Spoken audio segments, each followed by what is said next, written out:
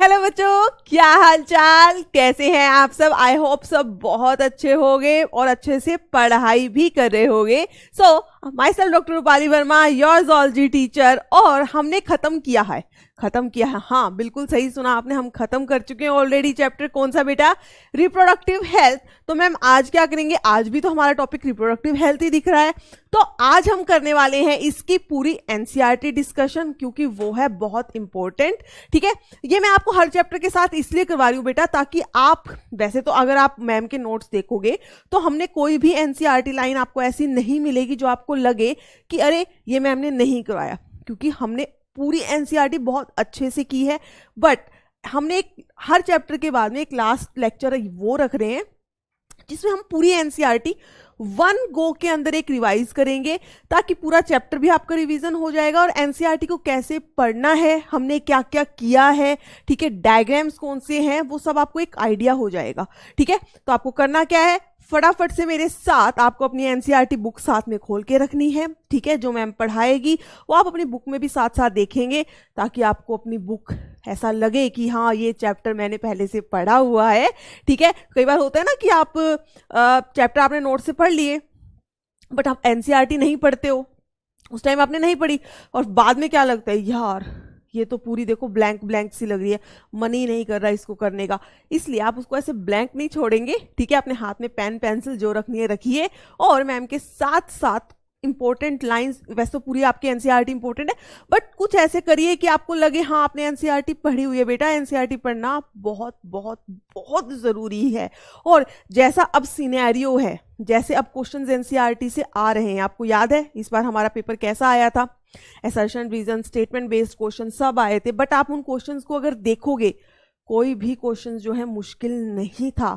हर एक लाइन, हर एक question, assertion reason की चाहे स्टेटमेंट बेस्ड क्वेश्चन हो, वो सब लाइंस आपकी एनसीईआरटी से डायरेक्ट ली थी।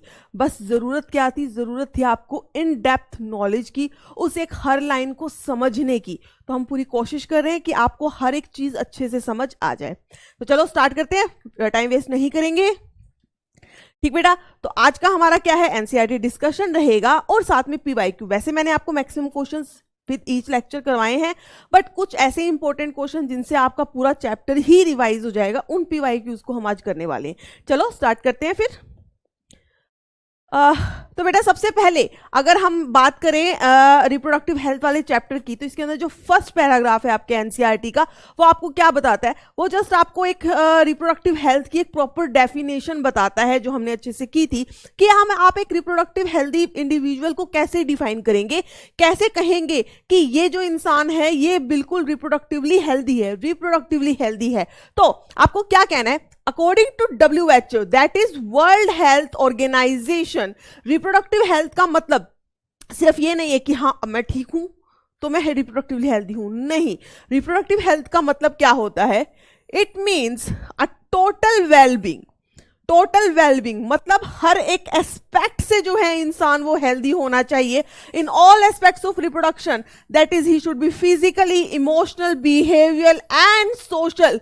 ये चारों एस्पेक्ट आपको याद रखने हैं। क्वेश्चन यहां से फ्रेम हो सकता है कि रिप्रोडक्टिव हेल्थ का मतलब क्या होता है, कि पर्सन जो है कौन से एस्पेक्ट से हेल्दी होना चाहिए। He should be physically, emotionally, behaviour and social. इन चारों एस्पेक्ट के अंदर जो इंसान हेल्दी है, जो प्रॉपर बिहेव कर रहा है, उसे ही आप क्या बोलोगे बेटा? रिप्रोडक्टिव हेल्दी पर्सन, और यू कैन से रिप्रोडक्टिव हेल्थ। ठीक है, अब therefore a society with people having physically and functionally normal reproductive organ and normal emotional and behavioral interaction among them in all sex related aspects might be called as reproductively healthy society. तो ऐसे individuals, मतलब ऐसी society जिसके पास ऐसे individuals हैं जो कि physically functionally normal हैं, ठीक है, उनके पास ऐसे फिजिकली और फंक्शनली नॉर्मल रिप्रोडक्टिव ऑर्गन्स हैं, ठीक है, normal emotional and behaviour interaction जो है वो भी बिल्कुल नॉर्मल है। ऐसी सोसाइटी जिसके अंदर ऐसे लोग हैं जो आपस में इंट्रैक्ट करते हैं, ऐसी सोसाइटी को हम कहते हैं बेटा रिप्रोडक्टिवली हेल्दी सोसाइटी। क्लियर है? So this paragraph is over, इसमें आपको ये ही पढ़ना है। फिर आता है बेटा रिप्रोडक्टिव हेल्थ हमारी इंडिया के अंदर क्या हेल्थ प्रॉब्लम्स है और क्या उनसी स्ट्रेटजी जो है आपको अपनानी चाहिए टू रिमूव दिस प्रॉब्लम। ठीक, तो सबसे पहले जो first country in the world जिसने ये रिकॉग्नाइज किया कि भाई रिप्रोडक्टिव हेल्थ नाम की भी चीज है, उसे भी हमें कंसीडर करना है, उसे इग्नोर नहीं करना है। ठीक है, तो वो फर्स्ट कंट्री थी बेटा इंडिया।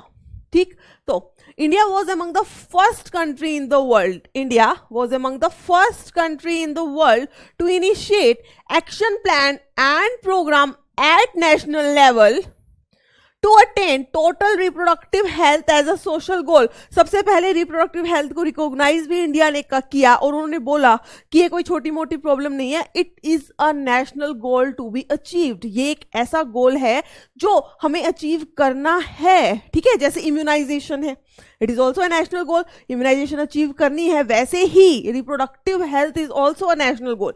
हर एक इंसान जो है रिप्रोडक्टिवली हेल्दी होना चाहिए, उसको अपना रिप्रोडक्टिव ऑर्गन्स, जेनाइटल ऑर्गन्स के बारे में डिस्कस करने में एटलीस्ट विद द डॉक्टर उसको he should not feel shy actually. ठीक है, सो दीज प्रोग्राम्स वर, उन प्रोग्राम्स को क्या बोला गया, इन प्रोग्राम्स का नाम था बेटा फैमिली प्लानिंग।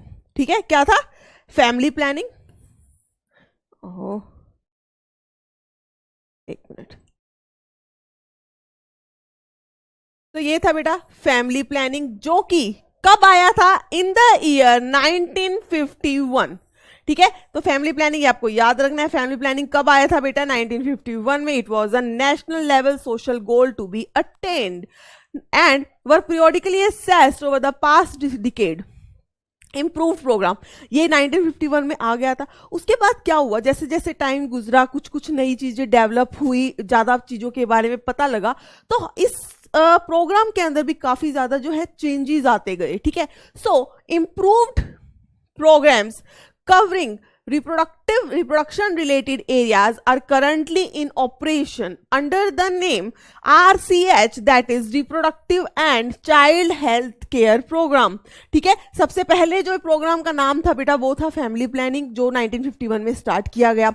बट धीरे धीरे विद एडवांसमेंट, जैसे जैसे आपकी सोसाइटी एडवांस हुई, प्रॉब्लम्स ज्यादा नहीं पता लगने लगी, इंफ्रास्ट्रक्चर बढ़ा, एक एजुकेशन लेवल बढ़ा, वैसे वैसे इस प्रोग्राम के अंदर काफी ज्यादा जो है चेंजेस लाए गए और इसका नाम जो है वो बदल कर रख दिया गया RCH programme, that is reproductive and child health care programme. ठीक है, reproductive and child health care programme. So creating awareness among people about various reproductive related aspects and providing facilities and support for building up a reproductively healthy society are the major tasks under these program। ठीक है, चलो next देखते हैं। अब ये जो task था कि रिप्रोडक्टिव रिलेटेड जो प्रॉब्लम्स हैं उनके बारे में लोगों को बताना, अवेयरनेस उनके बारे में लाना, ये सब कुछ कैसे किया गया, तो इसके काफी मीडियम थे। कौन से थे वो मीडियम, वो थे बेटा with the help of audio, video, visual and the print media, governmental and non government agency like NGOs जो होती हैं आपकी, they have taken various steps to create the awareness among the people about reproduction related aspects.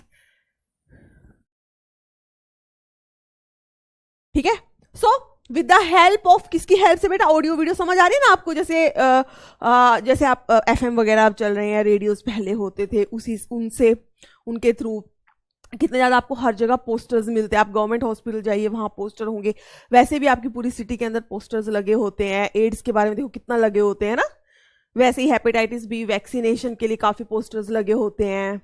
ठीक, तो ये सब क्या होते हैं, जस्ट एक वे है कि कैसे भी जनता को जागरूक किया जा सके। ठीक,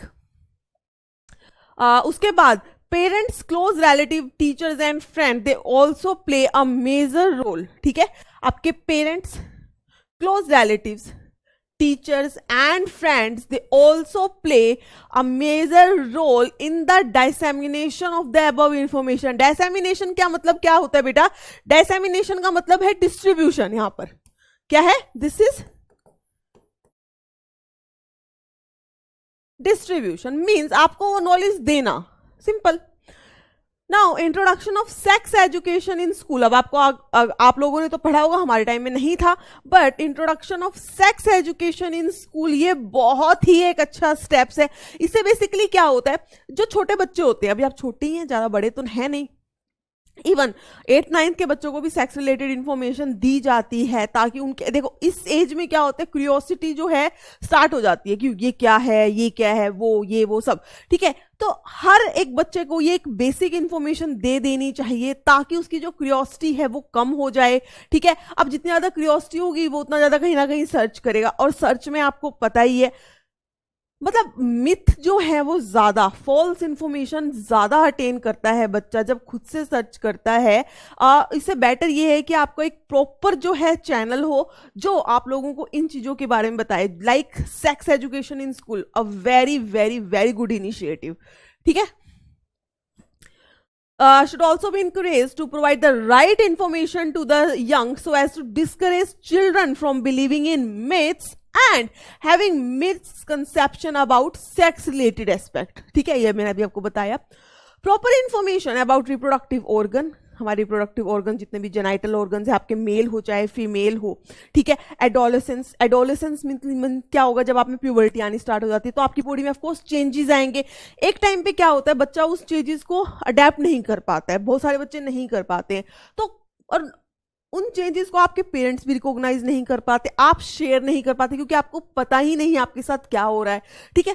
तो वो जो चेंजेस हैं, वो जो मिसकंसेप्शन डेवलप हो जाते हैं, वो कैसे ठीक होंगे, जब आपको एक एजुकेशन, प्रॉपर एक मीडियम से एजुकेशन मिलेगी, और जो उसका बेस्ट मीडियम है बेटा वो है स्कूल सेक्स एजुकेशन, ठीक है।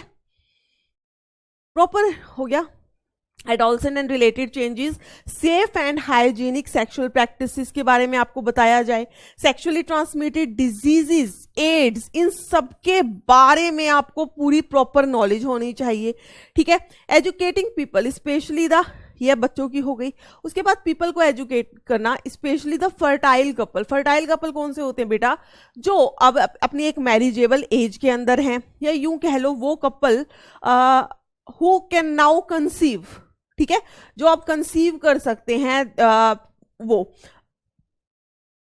So educating people, especially the fertile couple and those in the marriageable age group, about available birth control options, care of pregnant women, postnatal care of the woman, मतलब बच्चा होने के बाद women की care करना, ठीक है, and importance of breast feeding, equal opportunities for the male and the female child, ताकि फीमेल फिटिसाइड को खत्म किया जा सके। ये सब कुछ जो है प्रॉब्लम भी है, और इनको खत्म कैसे करेंगे, जब इनके बारे में आप एजुकेशन देंगे और आप पूरी सोसाइटी को एजुकेट करेंगे, वही इसका एक सॉल्यूशन है, ठीक। So awareness of problem due to uncontrolled population growth, अब लोगों को बताना है एक तो पॉपुलेशन ग्रोथ क्या है, ठीक है। अब आपको क्या होना चाहिए, जब आपको हर जगह जो है स्लोगन्स मिलते हैं, हम दो हमारे दो, तो लोगों को इसकी इंपॉर्टेंस समझानी चाहिए। उनको समझाना है कि बेटा देखो, जितना ज़्यादा पॉपुलेशन ग्रो करेगी, आपको जो बेनिफिट सोसाइटी से मिल सकते थे, गवर्नमेंट से मिल सकते थे, वो उतने ही कम होते जाएंगे। समझ रहे हो इस बात को। आज अगर देखा जाए हमारे इंडिया के अंदर एम्प्लॉयमेंट की कितनी कमी हो रखी है, क्यों, क्योंकि हमारी पॉपुलेशन बहुत ज़्यादा है। तो उस पॉपुलेशन को कंट्रोल करना है, मतलब इतनी पॉपुलेशन होनी चाहिए जिसको आप इजीली एक एम्प्लॉयमेंट प्रोवाइड कर सके, वो अपनी लाइफ अच्छे से जी सके। आपके पास बच्चे इतने ही होने चाहिए। एक कपल है, उसको पता होना चाहिए कि जी मेरी सैलरी इतनी है, मैं इतना कमाता हूं, तो मैं 1 या 2 बच्चों को ही proper education, proper living provide कर सकता हूं, उससे ज़्यादा नहीं।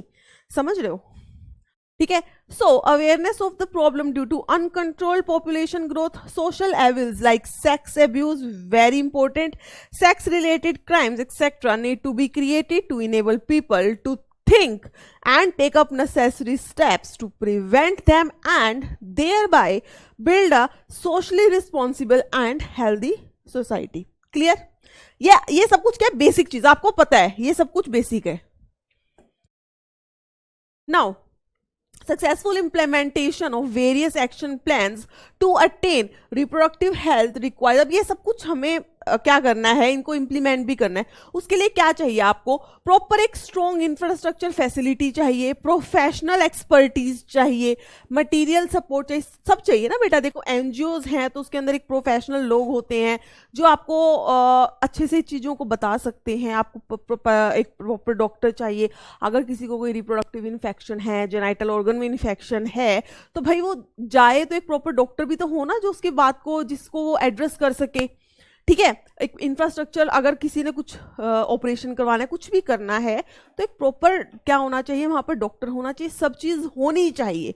ठीक, so these are the essential to provide medical assistance and care to people in reproductive related problems like pregnancy, delivery, STDs, abortion, contraception, menstrual problem, infertility। भाई ये सब प्रॉब्लम हमने आइडेंटिफाई कर ली, लोगों को नॉलेज भी दे दी। ठीक है, अब लोग तो बिल्कुल क्या हो गए, जागरूक हो गए, उनको थोड़ी सी प्रॉब्लम हुई वो तो जाएंगे डॉक्टर के पास। बट अगर हमारे पास इंफ्रास्ट्रक्चर ही नहीं है, हमारे पास हॉस्पिटल नहीं है और हॉस्पिटल के अंदर डॉक्टर नहीं है, तो पे लोगों को जागरूक करने का फायदा क्या हुआ।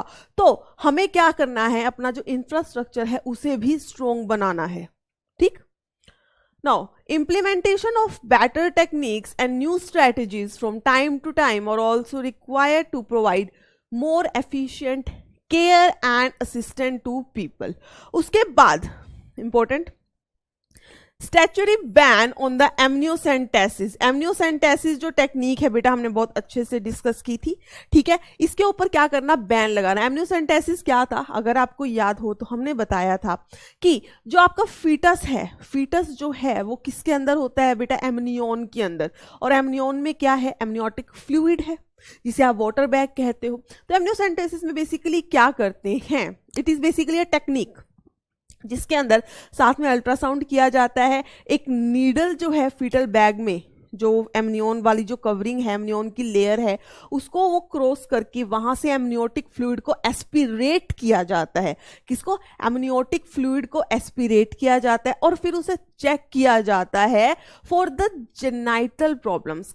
ठीक है, समझ आ रही है। क्रोमोजोमल एबिरेशंस तो नहीं है, किसी बच्चे के अंदर कोई क्रोमोजोमल प्रॉब्लम तो नहीं है। हो सकता है कोई mental disorder like down syndrome हो, क्लिनफेल्टर सिंड्रोम हो, सिकल सेल एनीमिया हो। तो ये जो आपकी क्रोमोजोम से रिलेटेड क्रोमोजोमल एबिरेशन प्रॉब्लम जो होती है बेसिकली उन प्रॉब्लम को पहचानने के लिए, उनका पता लगाने के लिए टेक्निक है, दैट इज एमनियोसेंटेसिस। बहुत अच्छी बात है।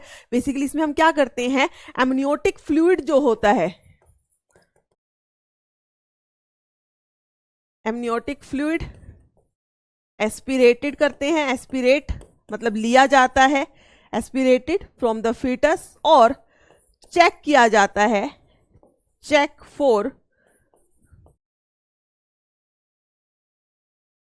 क्रोमोजोमल एबिरेशंस। कोई क्रोमोजोम्स के अंदर कोई दिक्कत तो नहीं है, उसके लिए ये जो है टेक्निक बेसिकली आपने बनाई गई थी। बट लोगों ने इसका मिसयूज करना शुरू किया। कैसे, जो ये एमनियोसेंटेसिस टेक्निक है, इससे ये भी पता लगाया जा सकता है कि जो फीटस है वो मेल है या फीमेल है। तो लोगों ने जो मेन पर्पस था उसे छोड़कर लोगों ने यूज करना इसको शुरू कर दिया बेटा, बच्चे का जेंडर चेक करने के लिए। और क्या करते थे, अगर फीमेल है, जैसे कि प्रेवलेंट है हमारे इंडिया में ऑफ कोर्स कि फीमेल है तो जी अबॉर्शन करा दो, मींस फीमेल फीटिसाइड। और जब ये चीज बढ़ती है तो जो आपकी सेक्स रेशियो है वो बहुत कम हो जाती है। तो इस चीज को रोकने के लिए एमनियोसेंटेसिस के ऊपर क्या किया गया बेटा, लीगल बैन किया गया। अब ये सिर्फ कब होती है, जब डॉक्टर एडवाइज करे।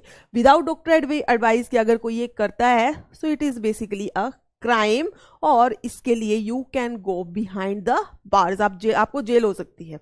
सो statutory ban on the amniocentesis for sex determination. Sex determination के लिए इसको बैन कर दिया गया। To legally check increasingly menace of female foeticide, जो फीमेल फिटिसाइड हो रही थी उसको कंट्रोल करने के लिए, and massive child immunization etc. are some program that merit mention in this connection. In amniocentesis, some of the amniotic fluid around the developing foetus is taken to analyse the foetal cell, foetus के उसमें कुछ sales होते हैं, ठीक है, उन fetal sales को लिया जाता है and dissolve substances. This procedure is used to test for the presence of certain genetic disorder. ठीक है, ये सिर्फ किसके लिए है बेटा? Genetic disorders. बहुत अच्छे से याद आपको रखना है. डाउन सिंड्रोम है, हीमोफीलिया है, सिकल सेल एनीमिया है, क्लिनफेल्टर सिंड्रोम है, इन सब का पता लगाने के लिए ये टेस्ट किया जाता है, ना कि फॉर सेक्स डिटर्मिनेशन. ठीक है, चलो नेक्स्ट. अब इसके लिए रिप्रोडक्टिव हेल्थ को इंक्रीज करने के लिए बहुत सारी जो है रिसर्चेज होती जाती है ताकि कुछ नई टेक्निक आ सके. ठीक है, so research on various reproduction related areas as are encouraged and supported by governmental and non governmental agencies to find out new methods और to improve upon the existing word. Do you know Saheli? Saheli, a new contraceptive pill which was developed by the scientists at CDRI, that is Central Drug Research Institute, Lucknow, India. ठीक है, सहेली एक नई contraceptive पिल जो कि discover की गई है by CDRI, that is central drug research institute of Lucknow, India. ठीक है, ये बेसिकली क्या है? सहेली के लिए यहाँ पे स्पेशल नाम मेंशन क्यों गया? Why it is a new oral contraceptive? Because जब आप ओरल कॉन्ट्रासेप्टिव पढ़ते हो तो वो सब क्या होती हैं बेटा? उनके अंदर क्या होती है? हार्मोनल होती है. एस्ट्रोजन है, प्रोजेस्टेरोन है, स्टीरॉयड बेस्ड है बेसिकली. बट ये सहेली क्या थी? Non steroidal. क्या है बेटा? ये नॉन स्टीरॉयडल कॉन्ट्रासेप्टिव पिल है. इसके अंदर कोई एस्ट्रोजन, कोई प्रोजेस्टेरोन नहीं है. समझाई बात? इसके बारे में थोड़ा सा आगे हम पढ़ेंगे दोबारा से. Now, better awareness about the sex-related matters, increase number of medically assisted deliveries and better postnatal care leading to decreased maternal and infant mortality rates. Next, population stabilization and birth control. मैंने आपको बताया था कि population increase कैसे होती है? जब एक एरिया के अंदर बर्थ रेट इंक्रीज हो रही है, मींस नेटैलिटी. नेटैलिटी क्या है बेटा? वहां की बर्थ रेट जो होती है. ठीक है, नेटैलिटी इंक्रीज हो रही है, बर्थ रेट इंक्रीज हो रही है, हेल्थ फैसिलिटीज अच्छी हो गई हैं भाई. Maternal mortality rate, MMR, maternal mortality rate कम हो रही है. पॉपुलेशन एक्सप्लोजन का मेन रीजन क्या होगा बेटा?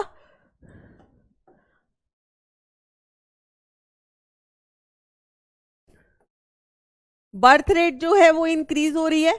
ठीक है, एक रीजन ये हो गया. MMR, maternal mortality rate decrease हो गई है. ठीक है, बर्थ रेट इंक्रीज हुई, MMR डिक्रीज हुई. बर्थ रेट को आप क्या लिख सकते हो? Natality increase. मींस ये भी क्या है? एक बर्थ रेट को ही आप कह देते हो. तो जब एक एरिया की, एक नेशन की जब MMR इंक्रीज डिक्रीज होती है, मेटरनल मोर्टेलिटी रेट डिक्रीज हो रही है, बर्थ रेट इंक्रीज हो रही है, हेल्थ फैसिलिटीज वहाँ की अच्छे से इंक्रीज हो रही हैं, तो ऑफ कोर्स उस एरिया की पॉपुलेशन जो है इंक्रीज करेगी. इंक्रीज बहुत ज़्यादा करेगी तो ऑफ कोर्स पॉपुलेशन एक्सप्लोजन हो जाएगा. ठीक, अब इस चीज़ को आप कैसे रोक सकते हो? अब ये तो है नहीं कि मेटरनल मोर्टेलिटी रेट क्या था बेटा कि डिलीवरी के टाइम पे जो वुमेन है उनकी पहले बहुत ज़्यादा डेथ होती थी, but due to increase health facilities ये चीज़ काफ़ी कम हो गई है. अब ये तो नहीं है ना कि आप ये कहो कि चलो पॉपुलेशन इंक्रीज हो रही है तो हम जो वुमेन है उनको अच्छी हेल्थ फैसिलिटीज नहीं देते, उनको मरने दो. This is not the solution. ये सॉल्यूशन नहीं हो सकता. तो इसका सॉल्यूशन क्या है? इसका सॉल्यूशन ये है कि आप लोगों को एजुकेट करिए, उनको बताइए कि स्मॉल फैमिली के कितने ज़्यादा बेनिफिट होते हैं as compare to the large family.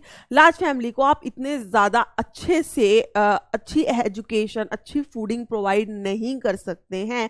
और ऑफ कोर्स आपको अपने नेशन के बारे में भी सोचना ही है. ठीक, तो चलो.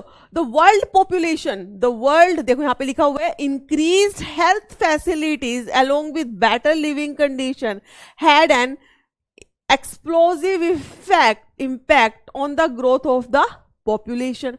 The world population which was around 2 billion or you can say 2000 million in 1900 rocketed to about 6 million by 2000. जो पॉपुलेशन 1900 के अंदर सिर्फ 2 बिलियन थी, वो 2000 मतलब ईयर 2000 तक आते तक कितनी हो गई बेटा? वो 6 बिलियन हो गई.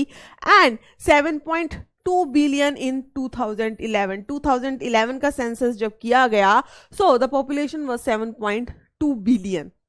सिमिलर ट्रेंड जो है इंडिया में भी देखा गया। देखो ये वर्ल्ड की पॉपुलेशन है, इंडिया में भी ऐसा ही ट्रेंड देखा गया। क्या our population which was approximately 350 million at the time of our independence, जब हमारा इंडिया जब आजाद हुआ तो हमारी पॉपुलेशन कुछ 350 मिलियन थी, which is close to the billion mark. 1 billion हो गई 2000 के अंदर। इवन मई 2000 के अंदर 11 के अंदर it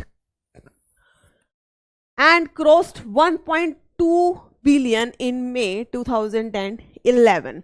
So a rapid decline in death rate, क्या हो रहा है बेटा, डेथ रेट का डिक्लाइन होना, ठीक है, मेटरनल मोर्टेलिटी रेट, ठीक है, रैपिड, यहाँ पे हमने, हाँ देखो, मेटरनल मोर्टेलिटी रेट का डिक्लाइन होना, डेथ रेट का डिक्लाइन होना, बर्थ रेट इंक्रीज होना, या यूं कह लो इन्फेंट मोर्टेलिटी रेट का भी डिक्लाइन होना, ये सब कंडीशन जो है वो क्या कर रही है, इशारा करती है कि there is increase in the number of people in reproducible age और a probable reason for this, ठीक है।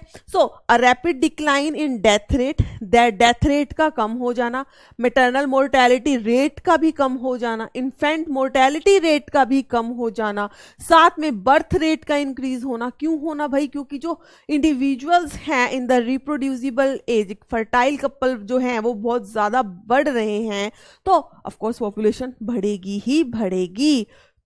Clear? So through our reproductive child health care program, RCH program, though we could bring down the population growth, it was only marginal, ये बहुत ही कम थी। According to the 2011 census report, the population growth rate was less than 2%, ठीक है। जो हमारी 2011 में जो census किया गया, जब आपकी पूरी पॉपुलेशन को स्टडी किया जाता है, उस टाइम पे देखा गया कि जो पॉपुलेशन ग्रोथ रेट थी वो कितनी थी, लेस देन 2% थी, दैट इज 20 पर 1000 पर ईयर, ठीक है। A rate at which our population could increase rapidly. Such an alarming growth rate could lead to an absolute scarcity for even the basic requirements like food, shelter, and clothing, in spite of the significant progress made in these areas. Clear? So, अब ये जो सब problem आ रही हैं इतनी ज्यादा, उन्होंने बोला कि आरसीएच के थ्रू आप कर सकते हो कंट्रोल, बट एक हल्का सा अमाउंट कंट्रोल कर सकते हो पॉपुलेशन इंक्रीज के अंदर। तो मेन आपको करना क्या है, देखो आपको क्या करना पड़ेगा बेटा, the most important step to overcome this problem is to motivate smaller family by using the contraceptive method. आप लोगों को बताइए कि भाई स्मॉलर फैमिली की इंपॉर्टेंस क्या है, आप एक स्मॉलर फैमिली को अटेन कैसे कर सकते हैं। आप कॉन्ट्रासेप्टिव मेथड यूज करिए, बहुत सारे अवेलेबल हैं, उनकी नॉलेज दो, ठीक है। You might have seen advertisements in the media as well as poster bills etc showing a happy couple with 2 children with the slogan हम दो हमारे दो।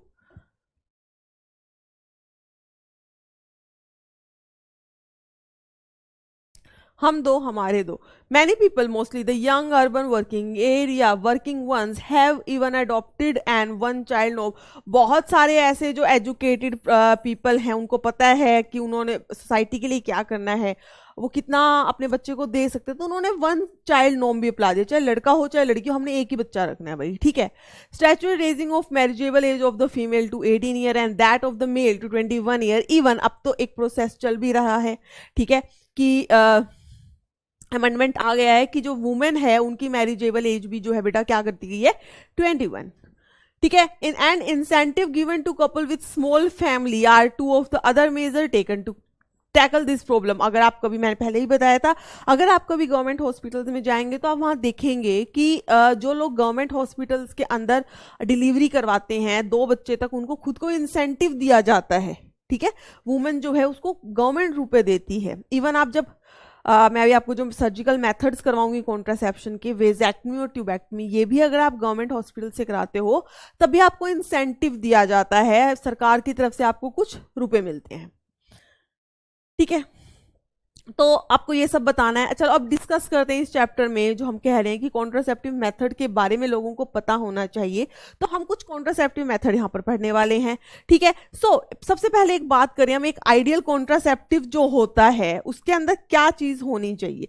एक तो वो यूजर फ्रेंडली होना चाहिए, इजीली भाई समझ आ जाए लोगों को कैसे यूज करना है उसे, इजीली अवेलेबल, हर एक मेडिकल स्टोर पे अवेलेबल होना चाहिए, इफेक्टिव भी होना चाहिए, and reversible with no release side effect. देखो रिवर्सिबल का मतलब है कि जब तक एक कपल चाहता है कि अभी उसे पेरेंट्स नहीं बनना है, they don't want to conceive, तब तक वो उस कॉन्ट्रासेप्टिव को यूज करें, ठीक है। और जब उन्हें लगे कि हाँ नाउ दे वांट चाइल्ड, तो उस कॉन्ट्रासेप्टिव को बंद कर दे। तो कॉन्ट्रासेप्टिव ऐसा होना चाहिए जो इजीली रिवर्सेबल हो, ठीक है। जब बंद करें बात खत्म, अब जो कपल है now they can conceive, simple, ठीक है।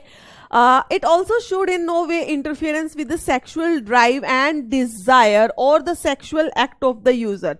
देखो अगर अब सेक्सुअल एक्ट जो है एक नॉर्मल प्रोसेस है हर इंसान का, ठीक है। तो एक कॉन्ट्रासेप्टिव मेथड ऐसा होना चाहिए जो उसके सेक्सुअल एक्ट के अंदर हिंड्रेंस क्रिएट ना करे। अगर ऐसा हुआ तो of course they will not use them.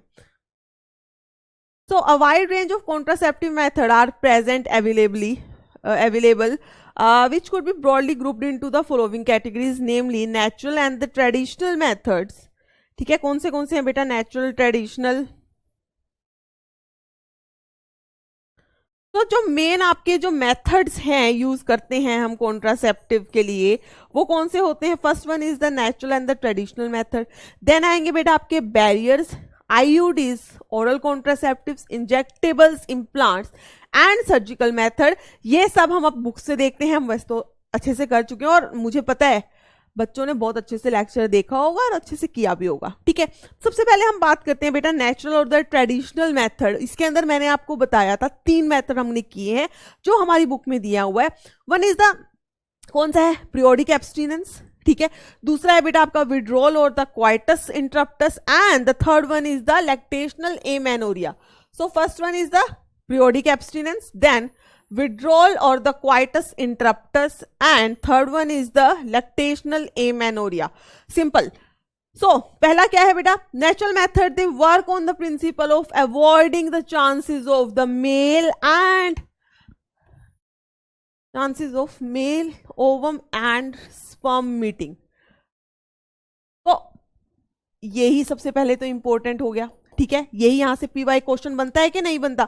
बिल्कुल बनता है, एक MCQ बन गया। आपसे सिंपल पूछ लिया जाएगा कि भाई नेचुरल मेथड जो हैं उनका वर्किंग प्रिंसिपल कैसे हैं, वो कैसे वर्क करते हैं, वो उनका मतलब क्या है, वो क्या करेंगे। सो आपको याद रखना है नेचुरल मेथड का काम क्या है? They just avoid the chance of ovum and sperm meeting. Ovum और स्पर्म को मीट नहीं करने देना ही नेचुरल मेथड का मेन फंडा है, वो इसी पे काम करने वाले। तो इसमें सबसे पहला जो मेथड है दैट इज पीरियोडिक एब्सटिनेंस।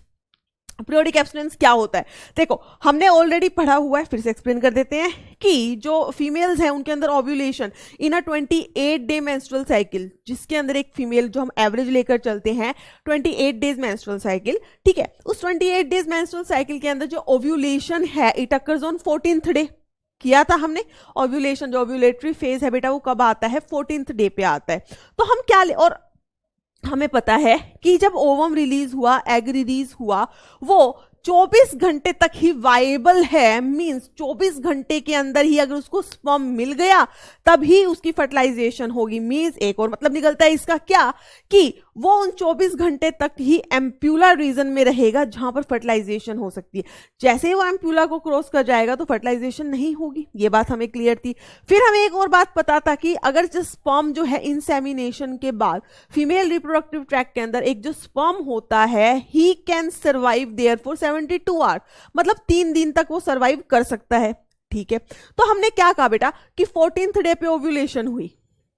एक कपल ने कहा अभी हमारी ओव्यूलेशन जो है वो 14th डे पर होती है, ठीक है। लेकिन उन्होंने 14th डे पर एग है एक्टिव, यहां पर उसकी हो सकती है फर्टिलाइजेशन। बट एक कपल था जिन्होंने 12th डे पर जो है क्या कर लिया था? Sexual intercourse. 12th डे पर अगर सेक्सुअल इंटरकोर्स कर लिया था तो वो जो स्पर्म था बेटा वो कितने टाइम तक अलाइव रह सकता था? 72 आवर्स, और यू कैन से 3 दिन, ठीक है। तो 12-14 को ओवम आ गया, तो तो कितना गैप हुआ, जस्ट 2 days का गैप हुआ, तो भाई अभी भी फर्टिलाइजेशन हो जाएगी। कपल क्या सोचेगा, 14th डे पे ओव्यूलेशन हो रहा है, मैंने तो भाई 14th डे पे भी सेक्सुअल इंटरकोर्स नहीं किया, 13th पे भी नहीं किया, अब तो क्या चांस है। बट इसमें आपको ये समझने की बात है कि जिस दिन भी ओव्यूलेशन हो रहा है उसके पहले 3 दिन सेक्सुअल इंटरकोर्स नहीं होना चाहिए और उसके बाद के 3 दिन भी सेक्सुअल इंटरकोर्स नहीं होना चाहिए, क्योंकि हो सकता है एक आधा दिन आगे पीछे हो जाए, वो भी आप लेकर चलोगे। तो एक विंडो पीरियड है दैट इज 10 to 17 days का, 10 to 17 days, जिसे आप अनसेफ पीरियड मान के चलेंगे बेटा, ठीक है। 10 to 17 डेज, जिसके में 14th डे पे ओव्यूलेशन होना है, तो उसके पहले के 3 दिन और बाद के 3 दिन आप अनसेफ मान के चलो। मतलब 10 से 17 का गैप पीरियड वो है डेज का, जिस टाइम पे कपल को जो है they should avoid the sexual intercourse, उन्हें उस टाइम पे क्वाइटस नहीं करना है if they don't want to get pregnant, ठीक है। वही हमारी बुक कहती है पीरियोडिक एब्स्टिनेंस। एब्स्टिनेंस मतलब क्या होता है, दूरी बनाना, ठीक है। Is one such method in which the couple avoid और abstain from coitus from day 10 to 17 of the menstrual cycle when ovulation is expected, as chances of fertilization as high during this period, it is called the fertile period, ठीक है। ये जो unsafe period है इसी को हम क्या कहते हैं बेटा, फर्टाइल पीरियड भी कहते हैं, ठीक है। Therefore, by abstaining from coitus during this period, conception could be prevented. But of course, it is not 100% accurate method और बहुत ही inaccurate method है, क्योंकि हर एक फीमेल की जो अगर आप देखोगे हर किसी के अंदर बेटा 28 डेज की जो menstrual cycle जो हम एवरेज लेकर चलते हैं वो नहीं होती है। किसी की 28 होती है, किसी की 29, 30, 31, इवन 26 तक हो जाती है। So it is not a reliable method.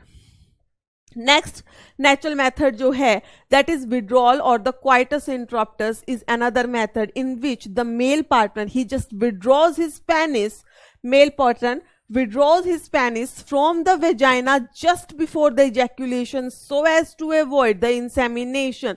वो कह रहे हैं कि विड्रॉल क्वाइटस इंटरप्टस में क्या होता है, जो मेल होता है ड्यूरिंग सेक्सुअल इंटरकोर्स एक टाइम क्या होता है when the penis is quite hard, और उस टाइम पर क्या होता है बेटा, इजैक्यूलेशन होने वाला होता है। तो वो जब इजैक्यूलेशन होने वाला है ऑफ कोर्स मेल पार्टनर को पता होता है कि नाउ ही विल इजैक्यूलेट, तो उस टाइम पे he should just withdraw his penis from the female vagina, ताकि इजैक्यूलेशन बाहर हो, बाहर होगा तो स्पर्म फीमेल रिप्रोडक्टिव ट्रैक्ट में नहीं जाएगा, तो इन रिप्रोडक्शन फर्टिलाइजेशन के चांसेस वो कम कर रहे हैं, अपने हिसाब से वो कम कर रहे हैं। बट आपको समझना है कि उससे पहले भी, ठीक है, इजैक्यूलेशन से पहले भी कुछ फ्लूइड जो है मेल के पेनिस से रिलीज होता है, जिसके अंदर भी बहुत लार्ज क्वांटिटी में नहीं बट स्मॉल क्वांटिटी में स्पर्म होते हैं। ये बात आपको याद रखनी है। ड्यूरिंग नॉर्मल एक क्वाइटस के अंदर जो पहले जो लिक्विड सिक्रीट होता है उसके अंदर भी कुछ अमाउंट स्पर्म का होता है। सो दिस क्वाइटस इंटरप्शन और you can say the withdrawal method is absolutely not working. इससे मतलब कोई फायदा नहीं होने वाला है, बहुत ही बकवास मेथड है। Then lactational amenorrhoea. Lactational amenorrhoea means ये कहना चाह रहे हैं absence of lactation, absence of menstruation during lactation. जब एक वुमेन जो है ब्रेस्ट फीडिंग करती है उस टाइम पर उसमें लैक्टेशन नहीं होती है। तो इस बात का क्या मतलब है, इस बात का सिंपल सी मतलब होता है बेटा कि जो एक इंटेंसली लैक्टेटिंग मदर है, जो आप लेते हो जस्ट फॉर 6 मंथ तक, जो इंटेंसली लैक्टेटिंग मदर है, जब क्या कह सकते हो आप, एक जो इंटेंसली लैक्टेटिंग मदर होती है उसके अंदर क्या होता है बेटा, उसके अंदर जो है प्रोलैक्टिन का अमाउंट बहुत ज्यादा होता है, प्रोलैक्टिन ज्यादा है। जब तक ब्लड में प्रोलैक्टिन ज्यादा रहेगा तब तक गोनेडोट्रोपिन जो है, ठीक है, गोनेडोट्रोपिन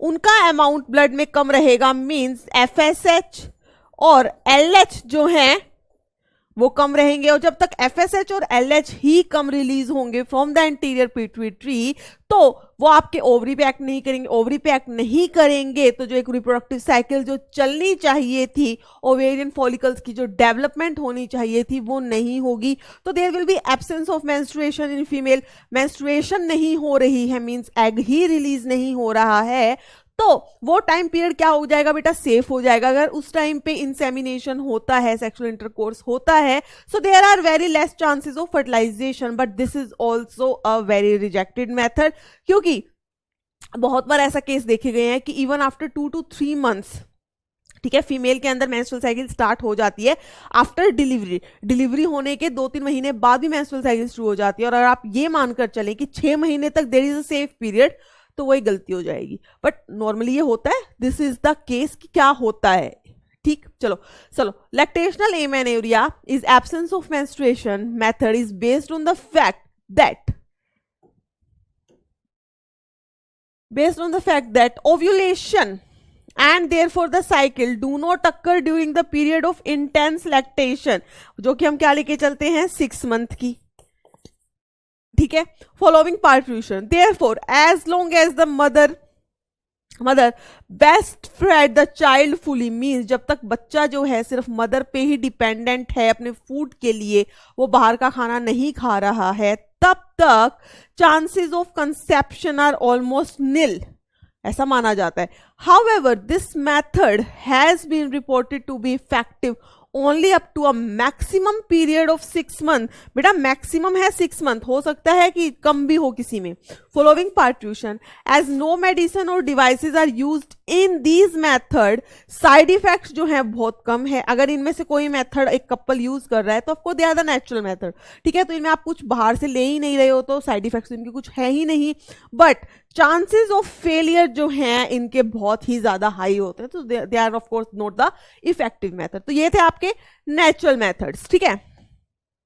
नेक्स्ट आता है बेटा बैरियर मेथड। बैरियर मेथड के अंदर आते हैं आपके कॉन्डोम्स, ठीक है। अब कॉन्डोम्स जो है अवेलेबल होते हैं मेल्स के लिए भी, फीमेल्स के लिए। सबसे पहली बात, बैरियर मेथड जो है वो कौन से उस पर एक्ट करते हैं, इनका काम क्या है।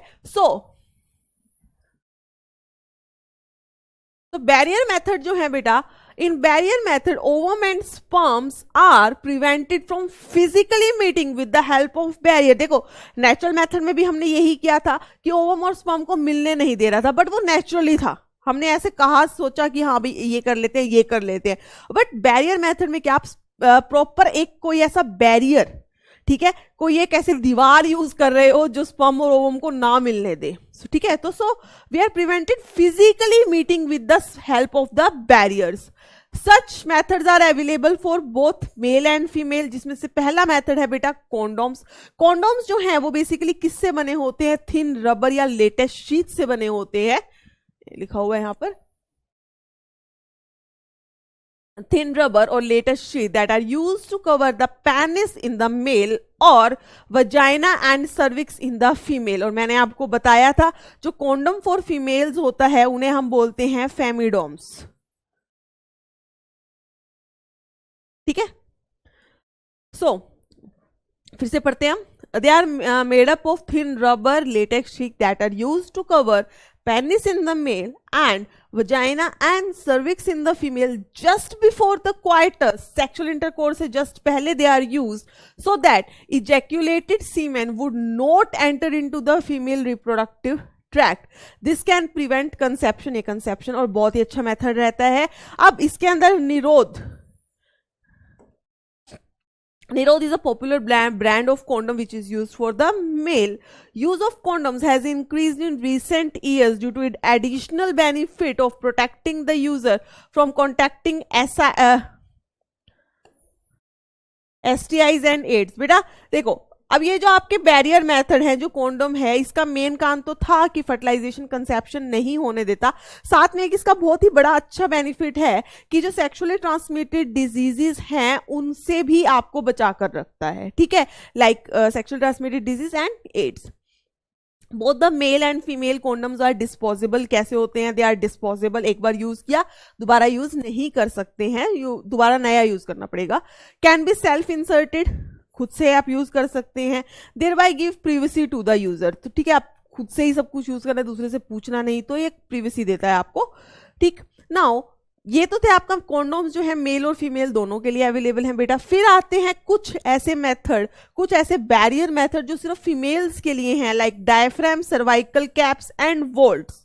ठीक है, डायफ्राम, सर्वाइकल कैप और वोल्ट जो हैं, they are the barrier method. ये भी क्या है, बैरियर्स रबर से बने हैं, फीमेल रिप्रोडक्टिव ट्रैक्ट में ही सिर्फ यूज किए जाएंगे। ठीक है, टू कवर द सर्विक्स, जो सर्विक्स को कवर करते हैं ड्यूरिंग क्वाइटस। अब ये इनका काम क्या होता है, दे prevent the conception by blocking the entry of sperm through the cervix. ये क्या करते हैं, स्पर्म की एंट्री को जो है ब्लॉक करते हैं थ्रू सर्विक्स। वेरी इंपॉर्टेंट, काफी बार क्वेश्चन आता है इस पे। रीयूजेबल है, they are just like the rubber cup. ठीक है, इनको आप क्या कर सकते हो, बार बार रीयूज कर सकते हो, जस्ट स्टरलाइज करो, क्लीन करो और देन यू यूज। उसके साथ जब आप ये मेथड यूज करते हैं तो आपको क्या यूज करना चाहिए बेटा साथ में, you should use spermicidal cream, jellies and foams.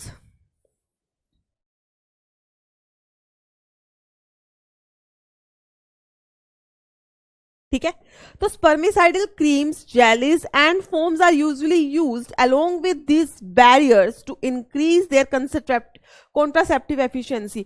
ये जो बैरियर मेथड है इनके ये तो यूज कर ही रहे हैं, साथ साथ में कुछ स्पर्मिसाइडल क्रीम्स आती हैं, जेलीज आती हैं, फोम्स आती हैं, उन्हें भी साथ में यूज करना चाहिए ताकि जो थोड़ा बहुत भी चांस है स्पर्म के अंदर जाने का, रिप्रोडक्टिव ट्रैक्ट के अंदर एंट्री लेने का, वो भी खत्म किया जा सके और इनकी कॉन्ट्रासेप्टिव्स जो है इनकी एफिशिएंसी को इंक्रीज किया जा सके। आई होप क्लियर है सबको। तो बेटा हमने नेचुरल मेथड्स कर लिए थे, फिर हमने कर लिया था बैरियर मेथड। थर्ड नंबर पे आएगा आपका intrauterine devices. Now another effective and the most popular method जो इंडियन फीमेल्स जो बेसिकली जो मेथड सबसे ज्यादा यूज कर रही हैं, दैट इज द आईयूडीज। आपने बहुत बार सुना होगा कॉपर टी। ठीक है, that is the IUD, intrauterine devices.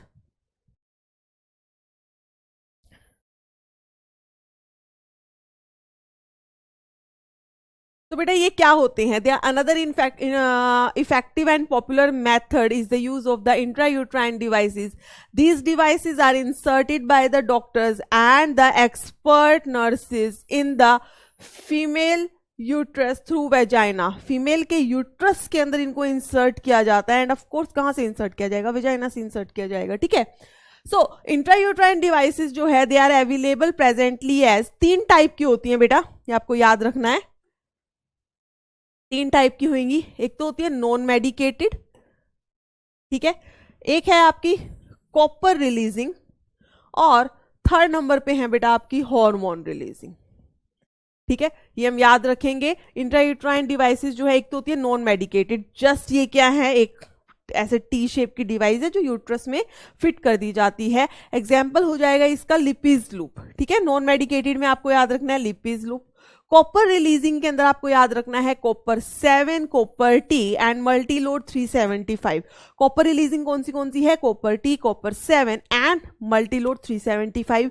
फिर आती है बेटा आपकी हार्मोन रिलीजिंग इंट्रायूट्राइन डिवाइस, जिसमें आप एग्जांपल याद रखेंगे प्रोजेस्टासर्ट एंड LNG-20। प्रोजेस्टासर्ट एंड LNG-20 बहुत ही इंपॉर्टेंट है। क्या है, बहुत ही इंपॉर्टेंट है, PYQ है। और ये है आपकी, दिख रही है आपको ये T shape, this is the IUD intrauterine device, जो कैसी है, टी शेप में है। ठीक है, इसको इंसर्ट किया जाता है, ये क्या है, इसके थ्रेड होते हैं जिससे इसकी पोजीशन बाद में लोकेट कर सकते हैं। ठीक, अब इंट्रायूट्राइन डिवाइसेस जो है वो काम कैसे करती हैं, तो इनका काम करने का मेथड क्या होते हैं, दे increase the phagocytosis of the sperm. ये स्पर्म्स जो हैं उनका नेचुरल जो है फैगोसाइटोसिस इंक्रीज करवा देती हैं। ठीक है, इन द यूट्रस।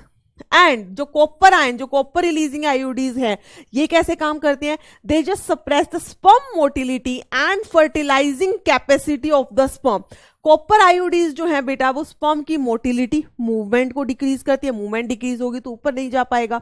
ठीक है, and fertilising capacity of sperm, basically ये मूवमेंट को कैसे डिक्रीज करती है, जो सर्वाइकल म्यूकस होता है उसको थिक कर देती है। ठीक, the hormone releasing iodides in addition they make the uterus unsuitable for implantation and cervix hostile to the sperm. जो हार्मोन रिलीजिंग आईयूडीज है बेटा वो काम कैसे कर रही हैं, they just make the uterus unsuitable for implantation. अगर इनकेस फर्टिलाइजेशन हो भी गई है तो उस जो एम्ब्रियो है उसकी इम्प्लांटेशन नहीं हो पाएगी, ठीक है। जो सर्विक्स है उसको दुश्मन बना देता है स्पर्म्स का। So IUDs are the ideal contraceptive method for the female who want to delay the pregnancy और स्पेस द चाइल्ड। दो बच्चों के बीच में अगर स्पेस करना है तो it is one of the most widely, अगर आपसे क्वेश्चन आएगा कि which is the most widely accepted method,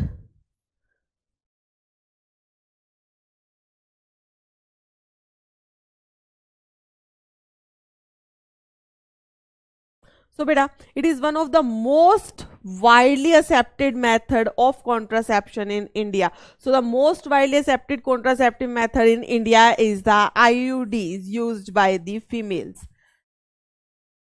mail use नहीं कर सकते इसको, ठीक है, याद रखना है, फीमेल्स के लिए होते हैं ये। क्लियर। नेक्स्ट आ जाएगा बेटा आपका OCPs, that is oral contraceptive pills. Now, oral administration of small doses of progesterone or estrogen plus progesterone combination is another contraceptive method used by the females. फिर से इसको कौन यूज करती हैं, फीमेल्स ही use करती हैं। They are used in the form of the tablets and hence they are properly called as the pills.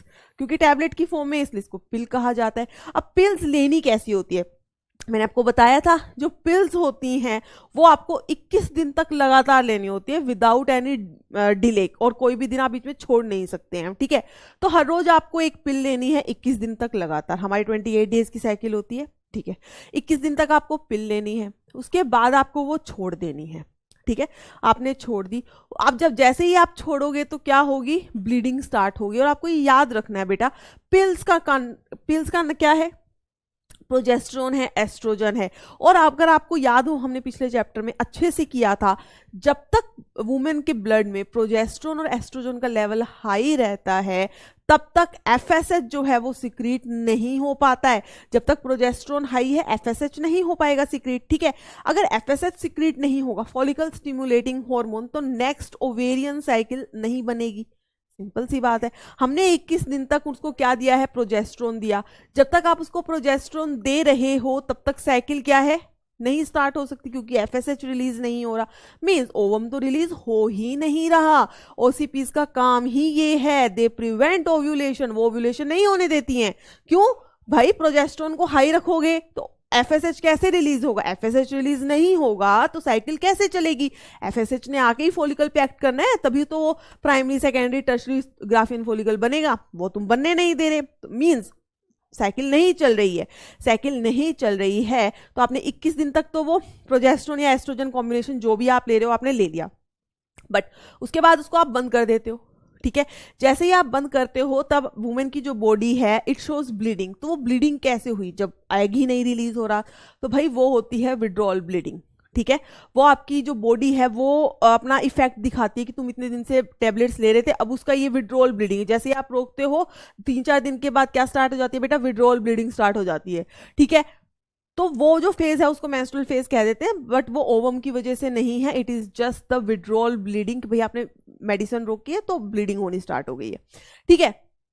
अब जब वो विड्रॉल ब्लीडिंग होती है तब उस पीरियड के अंदर ही पहले जो 5 दिन के ब्लीडिंग के होते हैं तभी आपको नेक्स्ट जो साइकिल है वो स्टार्ट कर देनी है। मींस नेक्स्ट जो आपकी 21 दिन वाली जो टैबलेट्स है वो फिर से स्टार्ट कर देनी है। ये आपको प्रोसेस रिपीट करना है जब तक कि वुमेन जो है प्रेग्नेंट नहीं होना चाहती है। तो देखो अब, सो पिल्स जो हैं they have to be taken daily for 21 days starting preferably with in the first 5 days of the menstrual cycle. After a gap of 7 days including during which menstruation occur, it has to be repeated in the same pattern till the female desire to prevent conception. ठीक है बेटा, clear है इतनी बात। अब ये जो आपकी पिल्स हैं ये काम कैसे करती है, they inhibit ovulation and implantation, साथ में they alter the quality of the cervical mucus. देखो जो आपकी ये पिल्स होती है ये काम कैसे करती है, मेन जो है इनका वो यही है कि दे इनहिबिट द ओव्यूलेशन, ना तो ओव्यूलेशन होने देती ना इम्प्लांटेशन होने देती। उसके बाद जो सर्वाइकल म्यूकस है उसकी कंसिस्टेंसी को ऑल्टर करते हैं, उनको काफी थिक कर देती है, तो स्पर्म की मूवमेंट नहीं होने देंगी। ठीक है जी।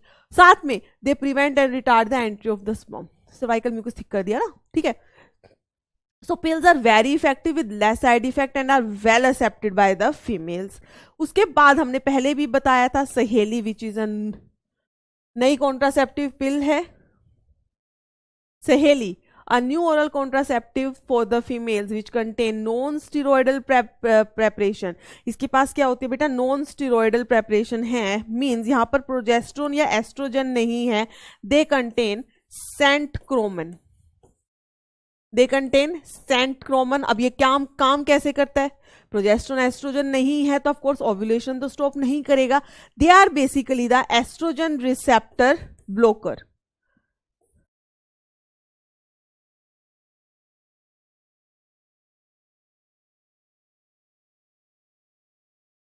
समझना है बेटा, जब भी किसी हार्मोन ने काम करना होता है तो हर सेल के पास, जिस सेल के ऊपर वो हार्मोन काम कर सकता है उसके पास क्या होता है, एक रिसेप्टर होता है।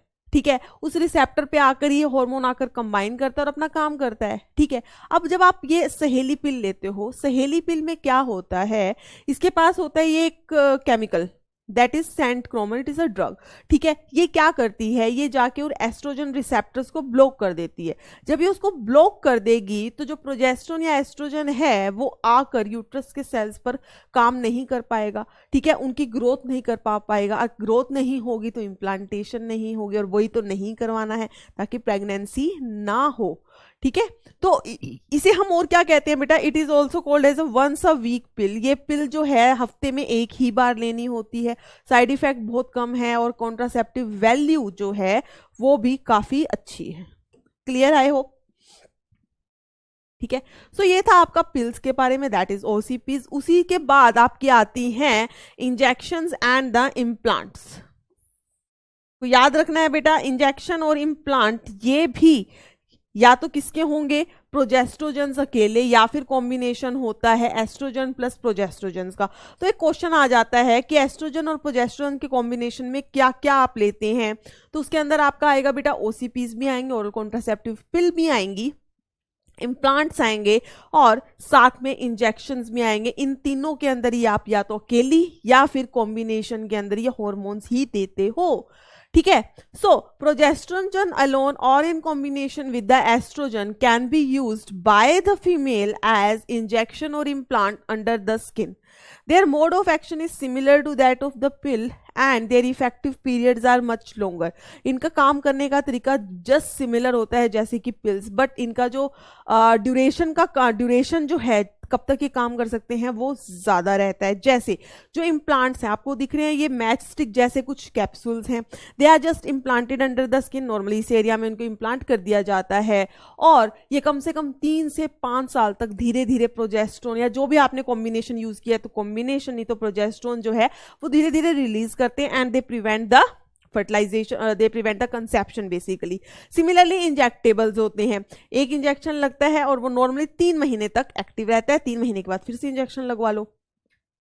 ठीक है बेटा, अब उसके बाद आता है कि आईओडीज विद इन 72 आवर्स, जो इमरजेंसी कॉन्ट्रासेप्टिव पिल्स हैं वो कब ली जाती हैं बेटा, विद इन 72 आवर्स। मान लो कोई की रेप केस है या आप कोई कैजुअल अनप्रोटेक्टेड सेक्स का केस है या आप अपनी पिल लेना भूल गए हैं, तो उन केसेस के अंदर क्या लिया जाता है, इमरजेंसी कॉन्ट्रासेप्टिव पिल। वहां पर भी क्या मिलेगा आपको, एडमिनिस्ट्रेशन ऑफ प्रोजेस्ट्रोजन और प्रोजेस्ट्रोजन एस्ट्रोजन कॉम्बिनेशन और आईओडीज within 72 hours of coitus have been found to be very effective as emergency contraceptive, as they could be used to avoid possible pregnancy due to rape or casual unprotected intercourse।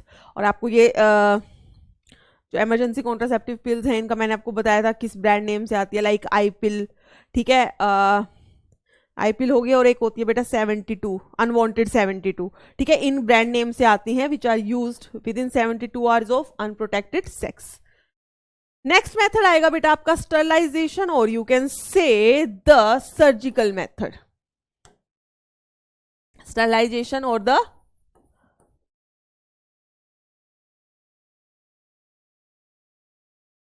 surgical methods. So surgical methods also called as sterilization are generally advised for the male and female. ये जो है mail और female दोनों के लिए ही होता है. अगर आप फिर से मैं आपको एक चीज बताती हूँ बेटा, हमने सबसे पहले किया था नेचुरल मेथड्स. नेचुरल मेथड में दोनों को ही देखना पड़ेगा, उसमें ऐसा कुछ नहीं था कि मेल है या फीमेल, दोनों को अपनी प्रोटेक्शन लेनी पड़ती है. फिर हमने किया था बैरियर मेथड, जिसमें हमने किया कॉन्डम्स जो मेल और फीमेल दोनों के लिए अवेलेबल थी. डायफ्राम, कैप एंड वोल्ट सिर्फ फीमेल्स के लिए थी. आईयूडीज सिर्फ फीमेल के लिए होती हैं. ओसीपीज, इम्प्लांट्स, इंजेक्शन सिर्फ फीमेल के लिए होती हैं. ये बात आपको याद रखनी है, क्वेश्चन आ सकता है इस वे में भी. ठीक है. फिर आता है आपका सर्जिकल मेथड, जो मेल और फीमेल दोनों के लिए हो सकता है. ठीक है. अब सर्जिकल मेथड में आपको पता ही है इनका काम क्या है. Basically they are the terminal method. Terminal method मतलब क्या है बेटा? एंड. एक बार कर लिया तो कर लिया भाई, रिवर्सिबिलिटी नहीं होगी. जो आप पहले यूज कर रहे थे मेथड, जो आपने पहले यूज किए थे, वो सब क्या थे? Reversible method. जब तक यूज कर रहे हो तब तक प्रोटेक्शन देंगे, जैसे ही बंद किया प्रोटेक्शन खत्म, now you can get pregnant. But जब आप एक सर्जिकल मेथड करवा लेते हैं, that is a terminal method. Means कि जो रिवर्सिबिलिटी है वो पुअर है. आज आपने सर्जरी करवा ली, अब आप थोड़े दिन बाद कहोगे now we want to get pregnant, that is not possible. ठीक है. So as a terminal method to prevent any more pregnancy, तो आप इसको क्या लिख सकते हो? They are the irreversible. Irreversible. अब ये काम कैसे करते हैं? Surgical intervention. They just block the gamete transport. क्या करते हैं बेटा? They block the gamete transport. Gametes मतलब स्पर्म और ओवम का ट्रांसपोर्ट ही नहीं होने देते, and thereby prevent the conception. अगर हम सर्जिकल मेथड मेल के अंदर बात करें तो इट इज कॉल्ड वेजेक्टमी. ठीक है. क्या कहते हैं? वेजेक्टमी. और अगर फीमेल की बात करें तो इसको कहते हैं ट्यूबेक्टमी. सिंपल सी बात है, इसको हम यहां से समझ सकते हैं. अगर हम वेजेक्टमी की बात करें तो जो वास्ट रेफरेंस है, it is cut and tied. Cut किया जाता है, उसके बाद देखा है इसको टाई कर दिया गया, गांठ मार दी गई है, ताकि जो यहां पर स्पर्म बने हैं एपिडर्मिस से वास्ट रेफरेंस के थ्रू आगे ही ना जा सके, आगे नहीं जाएंगे, तो जो सीमेन रिलीज होगा उसके अंदर स्पर्म होंगे ही नहीं. समझे? तो अब कई बच्चों का क्वेश्चन होता है स्पर्म नहीं तो क्या बनने भी बंद हो गए? नहीं बेटा, ध्यान रखना है आपको. जो आपकी स्टरलाइजेशन टेक्निक्स हैं, सर्जिकल मेथड हैं, उसमें फीमेल्स के अंदर भी ओवम बनेगा, मेल्स के अंदर भी स्पर्म बनेंगे. देखो मेल के अंदर स्पर्म बनते हैं, कुछ टाइम के लिए वो एपिडर्मिस में स्टोर हो जाते हैं. ठीक है जी, स्टोर हुए, उसके बाद वो जाते हैं वास्ट रेफरेंस के थ्रू. बट अब ये तो वास्ट रेफरेंस के थ्रू भी नहीं जा पाएंगे, तो हमारा बॉडी का भी एक इंटरनल डिफेंस मैकेनिज्म होता है ना, तो वो धीरे धीरे क्या हो जाती है, इनकी कुछ टाइम बाद फेगोसाइटोसिस हो जाती है. तो मेल के अंदर स्पर्म बनते हैं, बट उनका ट्रांसपोर्ट जो है आपने ब्लॉक कर दिया है थ्रू द सर्जिकल मेथड, जिसे हम कहते हैं वेजेक्टमी. ठीक है. तो मेल के अंदर हमने क्या कर दी है?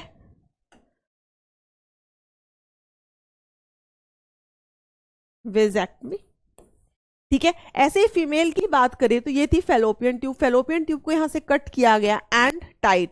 तो क्या इसका मतलब एग बनेंगे ही नहीं? बिल्कुल बनेंगे बेटा. एग बनेगा, यहां से रिलीज भी होगा, बट वो यहां से ट्रांसपोर्ट नहीं होगा. ना तो यहां से एग आगे जा सकेगा, ना ही यहां से स्पर्म आगे जा सकेगा. तो देयर इज द क्या हो गया? ब्लॉक हो गया गैमेट का ट्रांसपोर्ट. ठीक है, समझ आ गई बात? तो अब फिर एक क्वेश्चन था कि क्या मेंस्ट्रुअल साइकिल भी नहीं होती इन फीमेल्स में? बिल्कुल होती है बेटा. देखो मेंस्ट्रुअल साइकिल का मतलब क्या था? अच्छे वाले हार्मोन रिलीज होंगे, एग रिलीज हो रहा है. एग जब रिलीज हो रहा मतलब फॉलिकल एफएसएच आ रहा था, एफएसएच आया था तो उसने फॉलिकल्स की ग्रोथ करवाई, उसने रिलीज किया एस्ट्रोजन. ठीक है. एस्ट्रोजन ने आके यूट्रस पे एक्ट किया, उसको ग्रो करवाना स्टार्ट किया. बाद में प्रोजेस्टेरोन रिलीज होना शुरू हुआ आफ्टर कॉर्पस लूटियम से. वो भी क्या करवाता है? यूट्रस की ग्रोथ करवाता है. करवाता था ग्रोथ? बिल्कुल करवाता था. ठीक है. उसके बाद क्या होता था? अगर फर्टिलाइजेशन नहीं होती थी, अब यूट्रस ने अपने आप को तैयार कर लिया है, अब इसका कोई मामला नहीं है, इसको कोई मतलब नहीं है कि फर्टिलाइजेशन हो रही है या नहीं. हो गई, वेल एंड गुड, हम इम्प्लांटेशन के लिए तैयार हैं. नहीं हुई तो हमें कोई फर्क नहीं पड़ता. क्या हो जाएगी? मेंस्ट्रुअल साइकिल स्टार्ट हो जाएगी. जो ये एंडोमेट्रियम तैयार हुई है ये शेड ऑफ हो जाएगी. ठीक है. इसको कोई फर्क नहीं पड़ रहा है यहां से ओवम आ रहा है कि नहीं. समझ आ रही है बात आपको? तो ओवम तो यहां से रिलीज होकर यहां पर अटक जाएगा, उसको हमारा नेचुरल डिफेंस मैकेनिज्म क्या कर देता है बेटा? फेगोसाइटोसिस हो जाती है, उसकी बात खत्म हो गई. ठीक है. बट यूट्रस ने तो खुद को प्रिपेयर किया था. वो 14th डे पे ओव्यूलेशन जब हुई थी, ये सब कुछ नॉर्मल चल रहा था, बस क्या हुआ था? ओवम आगे नहीं आ पाया था. तो यूट्रस तो अपना हर जो यहां पर जो इसका ब्लीडिंग फेज चलना है पहले 5 दिन, वो चलेगा ही चलेगा. तो नॉर्मल. ठीक है. ट्यूबेक्टमी है, दिस इज ट्यूबेक्टमी आपको याद रखना है कि यहां पर नॉर्मल ब्लीडिंग फेज चलता है।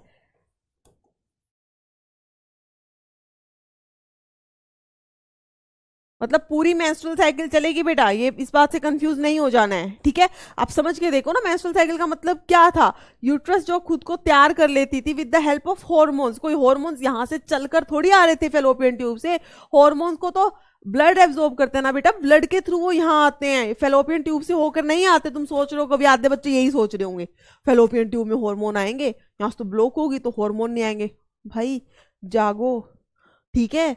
फेलोपियन ट्यूब से हार्मोन रिलीज होते हैं बेटा, वो ब्लड में जाते हैं। हमने तब से आपको क्या कह रही हूँ, जब तक ब्लड में अमाउंट बढ़ा हुआ है, ठीक है, तो वो यहां पर आकर एक्ट करते हैं बेटा। समझ आई बात? कंफ्यूजन क्लियर है? All okay? चलो चलो, फिर आ जाता है आपका एमटीपी, दैट इज मेडिकल, जो हमारे कॉन्ट्रासेप्टिव मेथड है, कंप्लीट कर चुके हैं। फिर आता है बेटा MTP, that is medical termination of pregnancy. इसके अंदर आपको कुछ पॉइंट्स याद रखने हैं। वैसे मैंने आपको बहुत अच्छे से नोट्स बनवाए थे, वो करोगे वेल एंड गुड, बहुत सही है। एक एक लाइन जो आपको एनसीईआरटी से आनी चाहिए वो उसमें सब लिखी हुई है, ठीक है। सो इंटेंशनल और voluntary termination of pregnancy, intentional या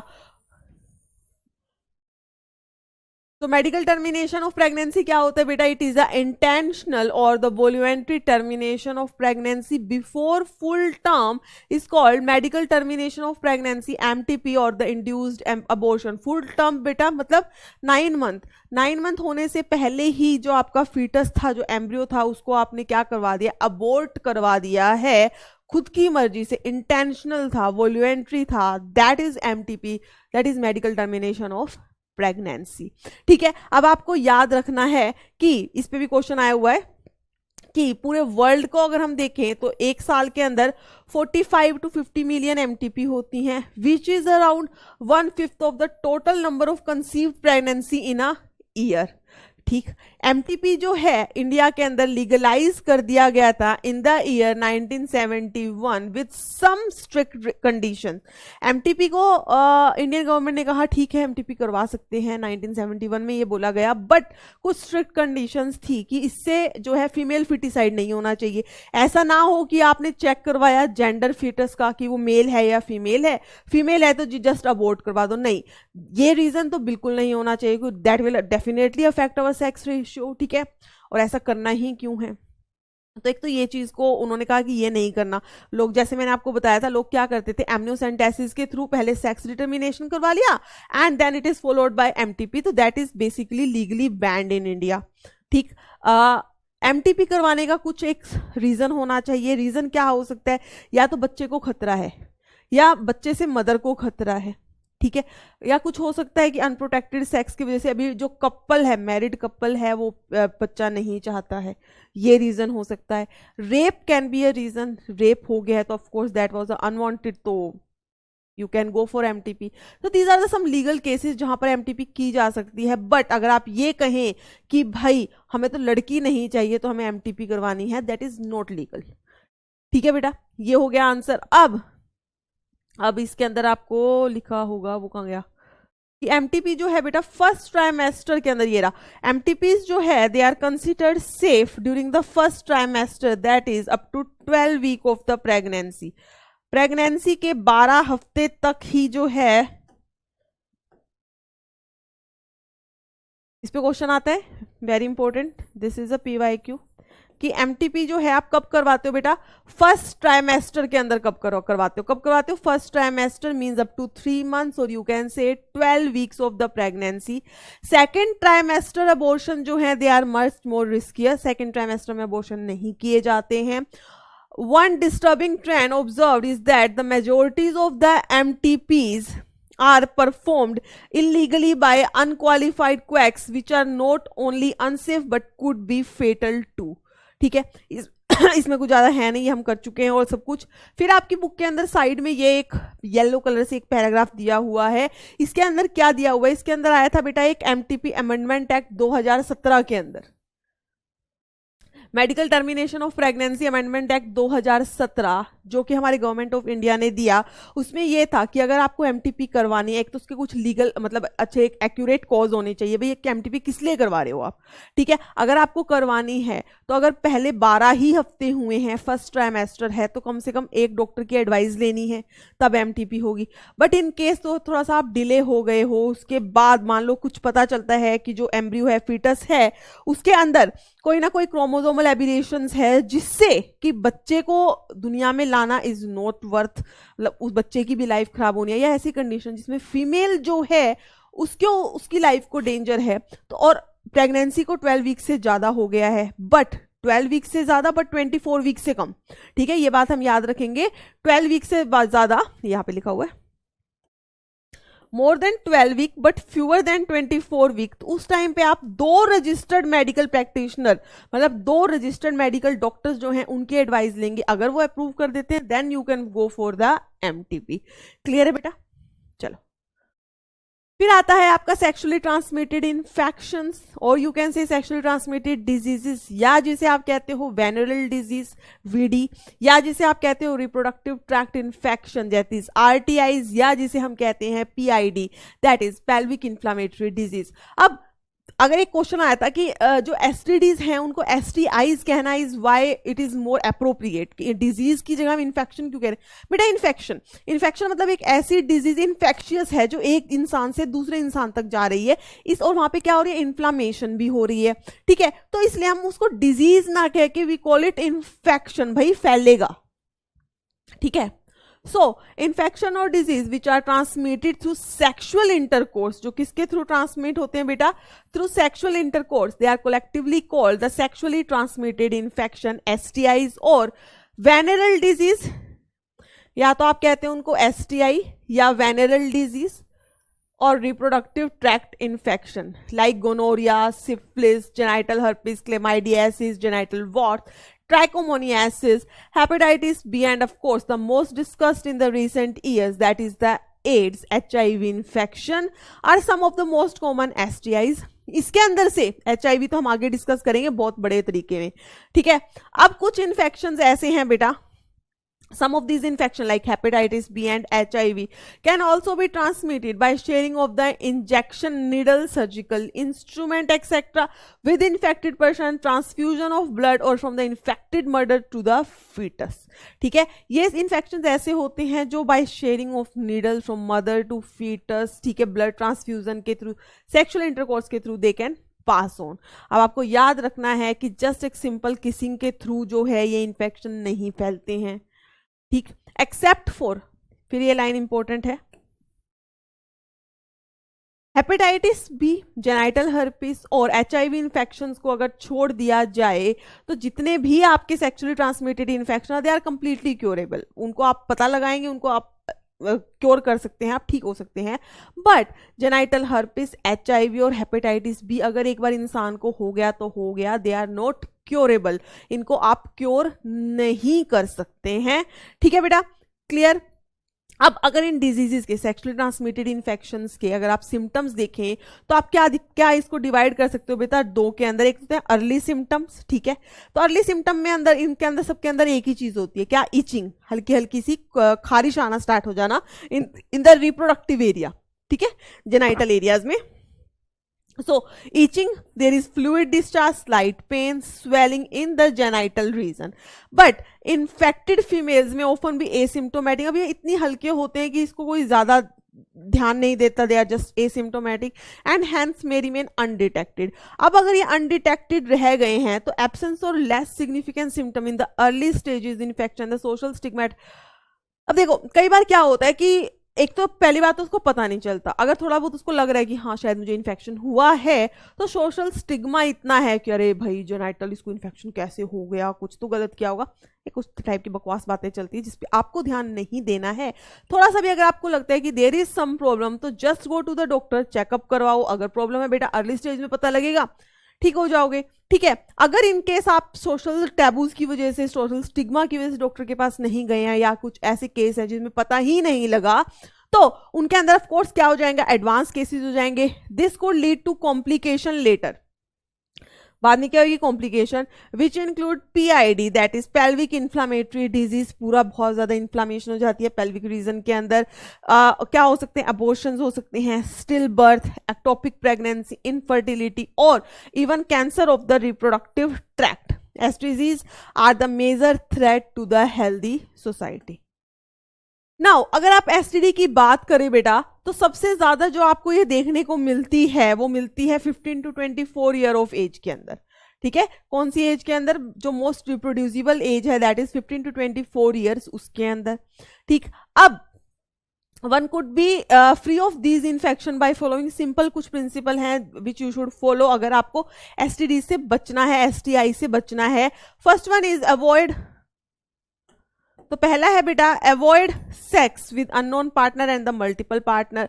जो आपके सेक्सुअल पार्टनर्स हैं, एक तो कोई अननोन नहीं होना चाहिए, जस्ट कोई रैंडम इंसान से नहीं होना चाहिए, आपको नहीं पता कि वो हेल्दी है या नहीं है। मल्टीपल पार्टनर्स ऑफ कोर्स नहीं होने चाहिए। ठीक है, always try to use condoms during coitus, मैंने आपको बताया था जो कॉन्डोम्स हैं they are very much protect you from the STIs। Now the next is in case of doubt one should go to the qualified doctor। अगर एक इंसान को डाउट है तो he should go to a qualified doctor for early detection and get complete treatment if diagnosed with infection। Clear बेटा, I hope सबको clear होगा। Next आता है the most interesting and the most important topic of this chapter is infertility. ठीक है, so what is infertility? A large number of couples all over the world including India are infertile, that is they are unable to produce children in spite of the unprotected sexual cohabitation। और इसमें आप क्या लिख सकते हो बेटा, 2 years तक, 2 साल तक after unprotected sexual cohabitation, sexual intercourse 2 साल तक आपने किया without any contraceptive, without any protection, उसके बाद भी अगर आप प्रेग्नेंट नहीं हो पा रहे हैं, कंसीव नहीं कर पा रहे हैं, then you will be called as the infertile couple. तो आप क्या कर सकते हो, तो उसके लिए बहुत ज्यादा क्या बनाए हुए हैं, इनफर्टिलिटी क्लिनिक्स बने हुए हैं आजकल, हेल्थ केयर यूनिट्स जिनको आप इनफर्टिलिटी क्लिनिक्स बोलते हो, वहां पर आप जा सकते हैं। ठीक है, अब ये रीजन जो है इनफर्टिलिटी का बहुत सारे हो सकते हैं बेटा, फिजिकल रीजन है, कोई कंजेनाइटल, कंजेनाइटल का मतलब आपको बर्थ से ही कुछ ना कुछ प्रॉब्लम हुई है। ठीक है, आपकी फेलोपियन ट्यूब में बर्थ से ही कोई डिफेक्ट था, ओवरी में कोई डिफेक्ट था, जो आपको बर्थ से मिले हैं, बाय बर्थ मिले हैं, that are the congenital defects. ठीक है, उसकी वजह से कोई डिजीज, कोई आप ऐसी दवाई ले रहे हो, इम्यूनोलॉजिकल और इवन साइकोलॉजिकल। ठीक है, in India often the female is blamed for the couple being childless, but more often than that problems lie in the male partner. India में एक जस्ट ये है कि जब भी बच्चा नहीं हो रहा तो फीमेल को ब्लेम कर दो, बस सिंपल सी बात है, अपना पीछा छुड़ा लो, फीमेल को कहो भाई तुम्हें बच्चा नहीं हो पा रहा, बट कोई ये नहीं सोचता कि उस कपल को बच्चा नहीं हो रहा तो उस मेल के अंदर भी प्रॉब्लम हो सकती है, और मैक्सिमम टाइम मेल के अंदर ही प्रॉब्लम होती है। ठीक है, सो स्पेशलाइज्ड हेल्थ केयर यूनिट जिनको इनफर्टिलिटी क्लिनिक्स कहते हैं, they help in the diagnosis, वो पता लगाते हैं, आप उनके पास जाइए, वो डायग्नोज करेंगे भाई प्रॉब्लम कहाँ आ रही है, मेल में आ रही है, फीमेल में आ रही है, चलो जो डायग्नोज हो गई फिर उसको ठीक करने की कोशिश की जाएगी, अगर ठीक हो गई well and good. In case proper treatment के बाद भी you are not able to conceive, आप कंसीव नहीं कर पा रहे हैं, देन भी आजकल काफी अच्छी टेक्निक्स हैं जिन्हें हम कहते हैं ART, that is assisted reproductive technologies. ठीक है, ये रहा,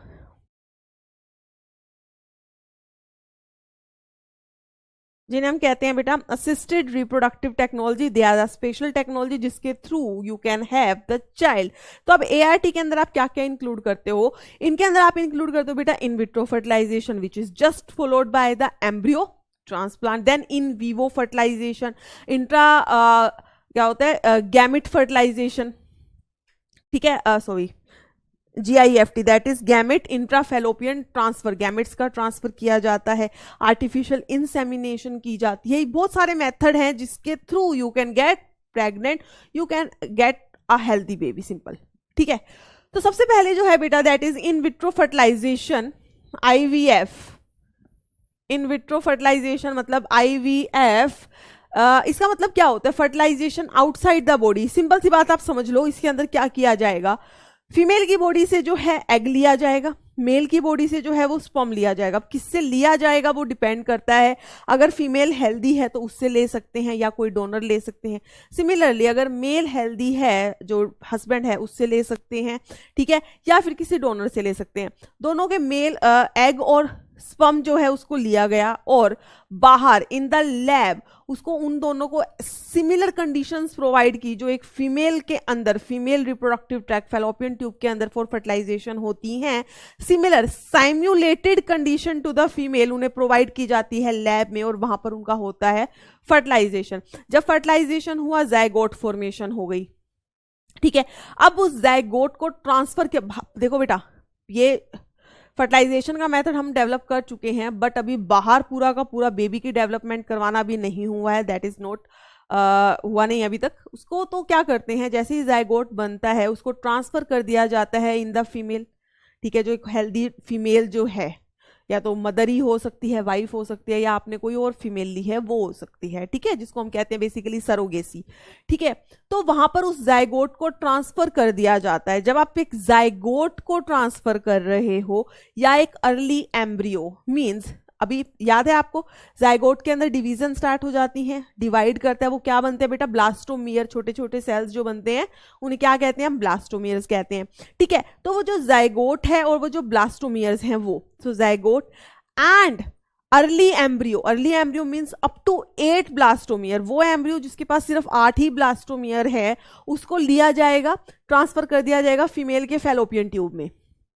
फीमेल के फैलोपियन ट्यूब में अगर आपको याद हो, अगर 16 सेल स्टेज हो जाती है तो 16 सेल स्टेज के अंदर जो एम्ब्रियो है वो कहां पर आ जाता है, वो यूट्रस में आ जाता है, ठीक है। तो आपको दो चीज ध्यान रखने, एम्ब्रियो ट्रांसफर में डिपेंड करेगा, अगर जाइगोट या अर्ली एम्ब्रियो लिखा होगा अप टू 8 ब्लास्टोमियर तो आप उसका ट्रांसफर कराओगे फैलोपियन ट्यूब में। अब ऐसे लिखा हो एम्ब्रियो मोर देन 8 ब्लास्टोमियर या 16 ब्लास्टोमियर तो आप उसका ट्रांसफर कहां पे करवाओगे बेटा, यूट्रस के अंदर करवाओगे, सिंपल, ठीक है। तो चलो, in vitro fertilization, that is IVF, fertilization is outside the body, is almost similar condition as that in the body followed by the embryo transfer, ठीक है। in this method popularly known, इसको हम popularly हम क्या कहते हैं बेटा, test tube method या टेस्ट ट्यूब बेबी कह देते हैं, test tube baby program. ova from the wife or the donor female and the sperm from the husband or the donor male are collected and induced to form the zygote under the simulated condition in the laboratory। simulated का मतलब बेटा similar condition जो female के अंदर होती है ना during fertilisation, वैसी कंडीशन, ठीक है। द जाइगोट और the early embryo, very important question यहां से बनता है, the zygote and the early embryo up to 8 blastomere could then be transfer to the fallopian tube, ठीक है। इसको हम क्या कहते हैं, ZIFT, दैट इज जाइगोट, अरे यार जिसको हम क्या कहते हैं बेटा, जाइगोट इंट्राफेलोपियन ट्रांसफर। समझ आई है, पहले हमने IVF किया, इन विट्रो फर्टिलाइजेशन किया, which is followed by the ZIFT, that is zygote जो बना है उसको फेलोपियन ट्यूब में ट्रांसफर कर दिया गया, that is zygote intrafallopian transfer. And embryo with more than 8 blastomere, ठीक है, उसको कहां पे ट्रांसफर किया जाएगा बेटा, यूट्रस के अंदर, जिसे कहा जाता है IUT, that is intrauterine transfer. समझ आई, दो चीज हैं, जाइगोट और अर्ली एम्ब्रियो मतलब अप टू 8 ब्लास्टोमियर, उसका ट्रांसफर किया जाता है फैलोपियन ट्यूब में, तब उसको हम कहते हैं ZIFT, ठीक है। अब अगर जो एम्ब्रियो है उसके पास 8 से ज्यादा ब्लास्टोमियर है तो उसका ट्रांसफर कहां किया जाएगा बेटा, यूट्रस के अंदर, जिसे बोला जाएगा IUT, that is intrauterine transfer. So IVF followed by ZIFT और IVF फॉलोड बाय IUT, ठीक है। To complete its further development, embryo formed by in vivo fertilization, in vivo मतलब अंदर, सिंपल सी बात है, इन विवो का मतलब क्या हो जाएगा, अंदर। In vivo fertilization, that is fusion of the gametes within the female, also could be used for such transfer to assist those females who cannot conceive. Now, अब next आती है बेटा GIFT. Next is GIFT, ये भी important है, that is gamete intrafallopian transfer. ये उन females के लिए है बेटा जो ओवा प्रोड्यूस नहीं कर सकती, जो एग प्रोड्यूस नहीं कर सकती, बट वो क्या कर सकती हैं, वो फर्टिलाइजेशन के लिए प्रॉपर एनवायरनमेंट दे सकती हैं, इम्प्लांटेशन के लिए प्रॉपर इन्वायरमेंट दे सकती हैं, बच्चे की डेवलपमेंट के लिए प्रॉपर इन्वायरमेंट दे सकती है। बस उनमें कमी क्या है, they can not produce the egg. तो उसमें क्या किया जाता है, आप एक दूसरी वुमेन से जो है एग लेते हैं, एग लेकर उसको इन फीमेल्स के अंदर जो प्रोड्यूस नहीं कर सकती हैं, उन फीमेल्स के अंदर, उनकी फैलोपियन ट्यूब के अंदर उस एग को ट्रांसफर कर दिया जाता है, then of course followed by the sexual intercourse. ठीक है, so the transfer of the ovum collected from a donor into the fallopian tube of another female who cannot produce what but can provide suitable environment for fertilization and further development is another method। समझ आ गई बेटा, ये हो गया एक। फिर आपके पास आता है that is intracytoplasmic sperm injection, ICSI। Intracytoplasmic sperm injection, ICSI is other specialized procedure to form embryo। ये क्या प्रोसीजर है, एम्ब्रियो को बनाने का। ठीक है, एम्ब्रियो को बनाने का समझ रहे हो आप इसको, जैसे हमने आईवीएफ किया था, आईवीएफ में हमने क्या किया था, स्पर्म और ओवम को जो है फर्टिलाइज करवाया, तो उसमें भी तो हम आईसीएससी यूज कर सकते हैं। इसका मतलब क्या होता है कि जो आपने एग लिया है उसके साइटोप्लाज्म के अंदर डायरेक्टली स्पर्म को क्या करवाना है, इंजेक्ट करवाना है। डायरेक्टली स्पर्म को क्या करवाना है बेटा, इंजेक्ट करवाना है। That is ICSI, intracytoplasmic sperm injection is another specialized procedure to produce an embryo in the laboratory in which a sperm is directly injected into the ovum। ठीक है, समझ आ गई। तो एम्ब्रियो बनाने के बाद उसका आपने ट्रांसफर करवा देना है। ठीक है, वो ZIFT हो सकता है, इन फ्लोपियन ट्यूब में ट्रांसफर हो सकता है, या फिर यूट्रस में ट्रांसफर हो सकता है। समझ आ रही है बेटा ये बात। चलो फिर आता है इनफर्टिलिटी केसेस जो हैं, they either due to inability of the male partner. अब मेल पार्टनर की वजह से जो इनफर्टिलिटी केसेस हैं वो दो चीज से हो सकता है, या तो मेल पार्टनर जो है, जो मेल है, he is unable to inseminate, means उसके अंदर हो सकता है कि इरेक्शन नहीं होती है, इरेक्शन नहीं होगी पेनिस की, तो इंसेमिनेशन नहीं होगी, that can be the reason. ठीक है, या इंसेमिनेशन तो कर रहा है, इजैक्यूलेट भी कर रहा है, बट उनका जो स्पर्म काउंट है वो बड़ा लो है, इतना लो है कि उससे फर्टिलाइजेशन हो ही नहीं पा रही है। ठीक है, तो उन केसेस को अंदर हम कैसे ठीक करते हैं, उन केसेस में हम अपनाते हैं technique that is artificial insemination, AI technique. भाई सिर्फ मेल में दिक्कत है, फीमेल में कोई दिक्कत नहीं है, तो भी हम कौन सी यूज करते हैं, artificial insemination. In this technique the semen collected either from the husband, अब सीमेन जो है उसको कलेक्ट किया जाएगा या तो हस्बैंड से ही या कोई हेल्दी डोनर से, और उसको आर्टिफिशियली इंट्रोड्यूस करवाया जाएगा इनटू द वेजाइना और इनटू द यूट्रस।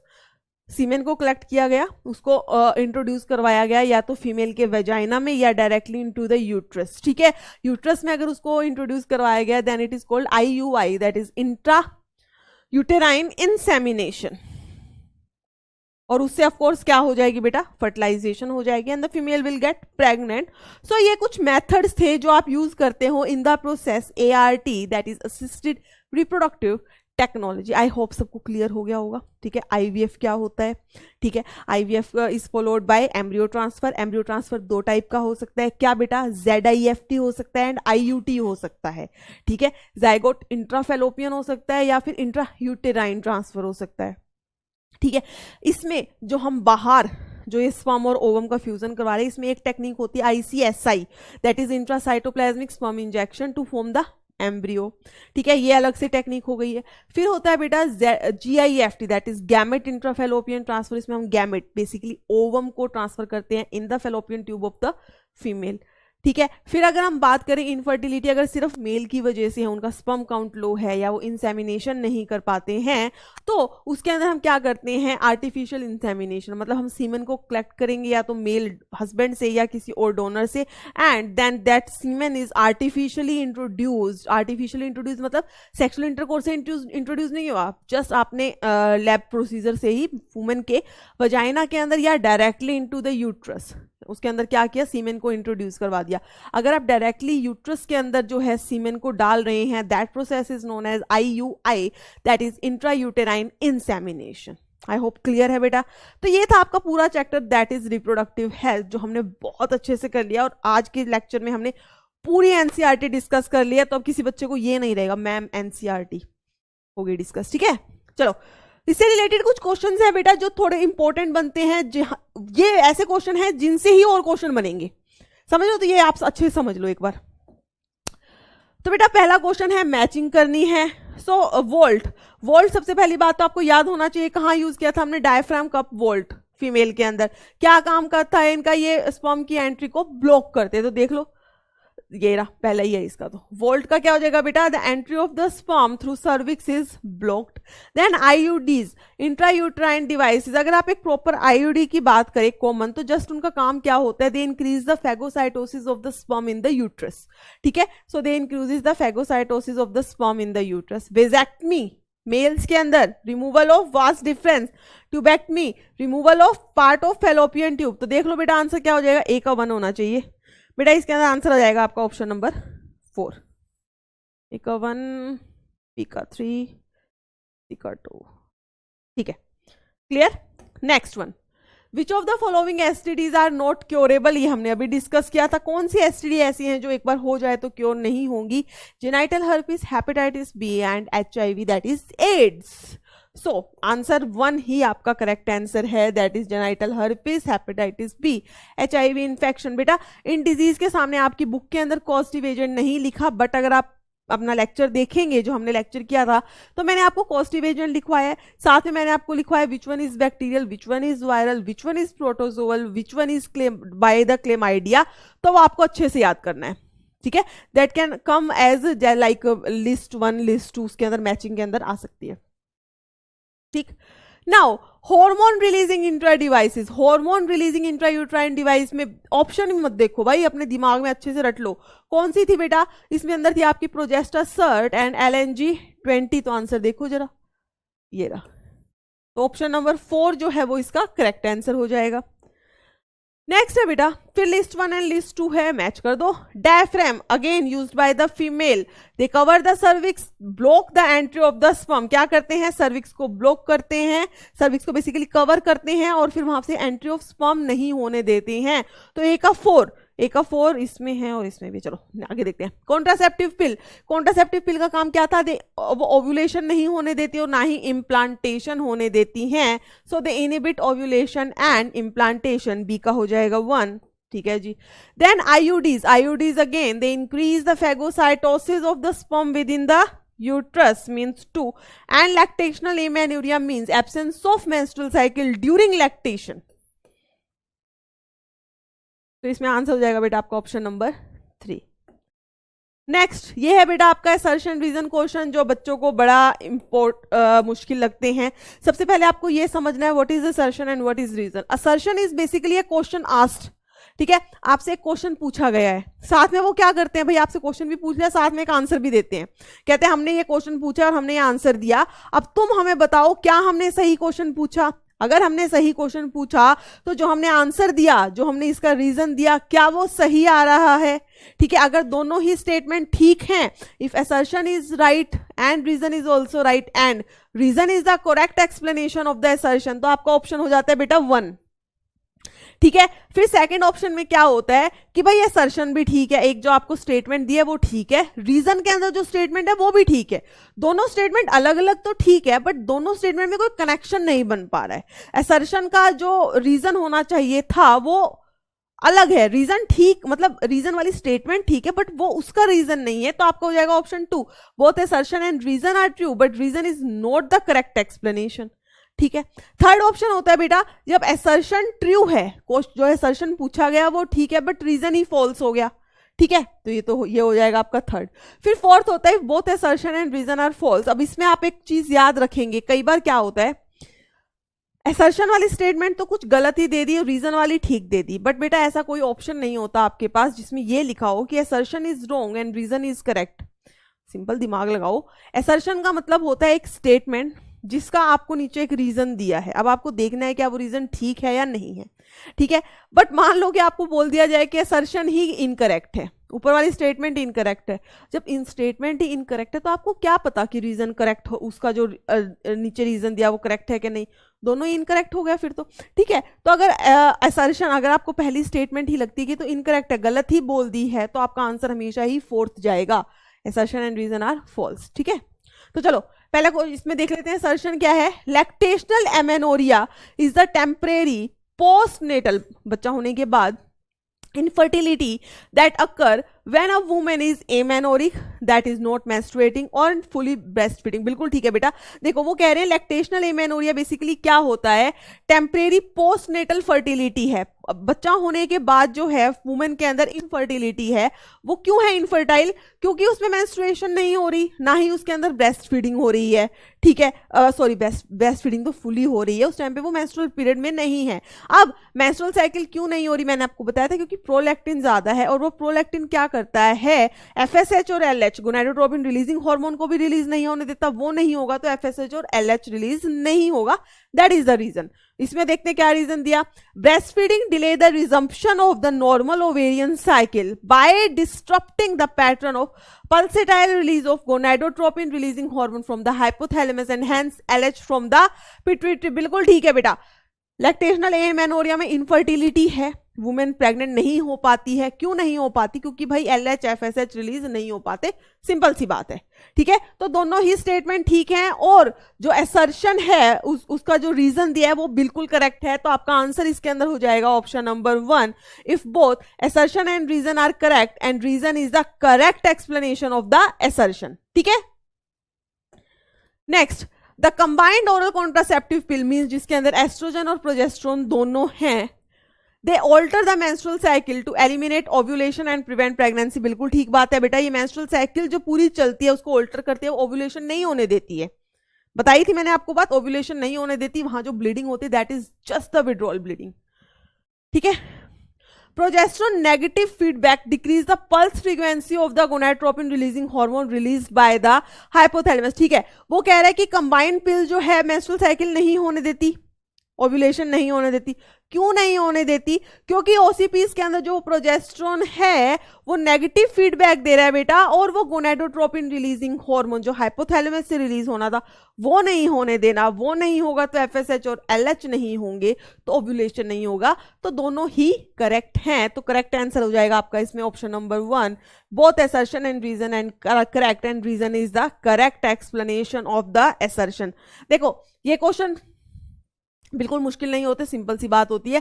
आपसे एक स्टेटमेंट दिया है, आपसे पूछा गया है क्या ये स्टेटमेंट ठीक है, आप कहोगे ठीक है, फिर आपसे पूछा गया है क्या हमने जो रीजन दिया है वो उसके अकॉर्डिंग है, मतलब अब क्या होता है ना, जैसे एक स्टेटमेंट दी hence this is, because this is, तो ये इसमें क्या ये सूट कर रहा है उसको, ऐसा हो रहा है तो ठीक है।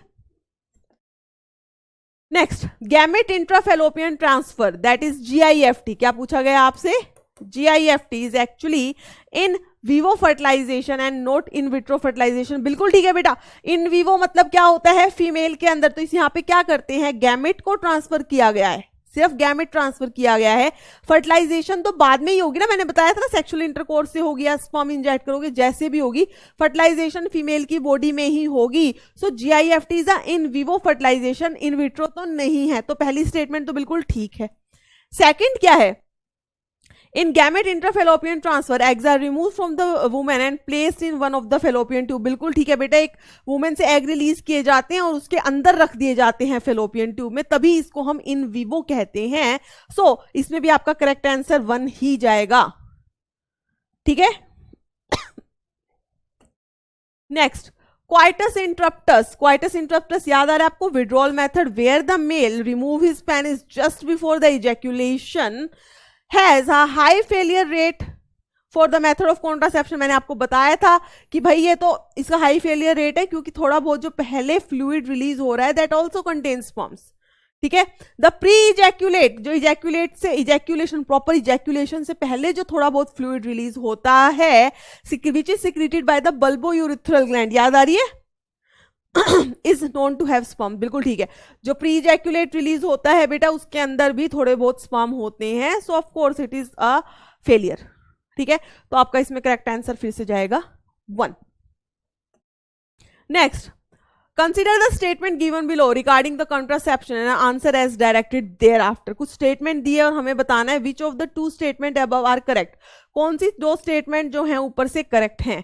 तो पहली है बेटा, MTP during first trimester is generally safe. बिल्कुल ठीक है, first trimester that is 3 months और you can say 12 week, it is considered safe. Next, Generally, chances of conception are nil until mother breastfed the infant up to 2 years. नहीं भाई, हमारी book में लिखा हुआ है just 6 months.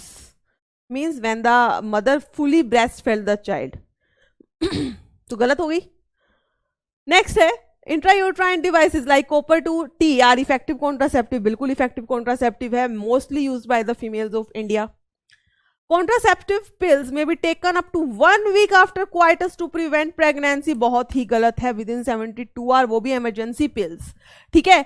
सो कौन सी statement ठीक है बेटा? इसमें आपकी ए ठीक है एंड सी ठीक है. सो करेक्ट आंसर हो जाएगा आपका ऑप्शन नंबर 3. आई होप क्लियर है सबको.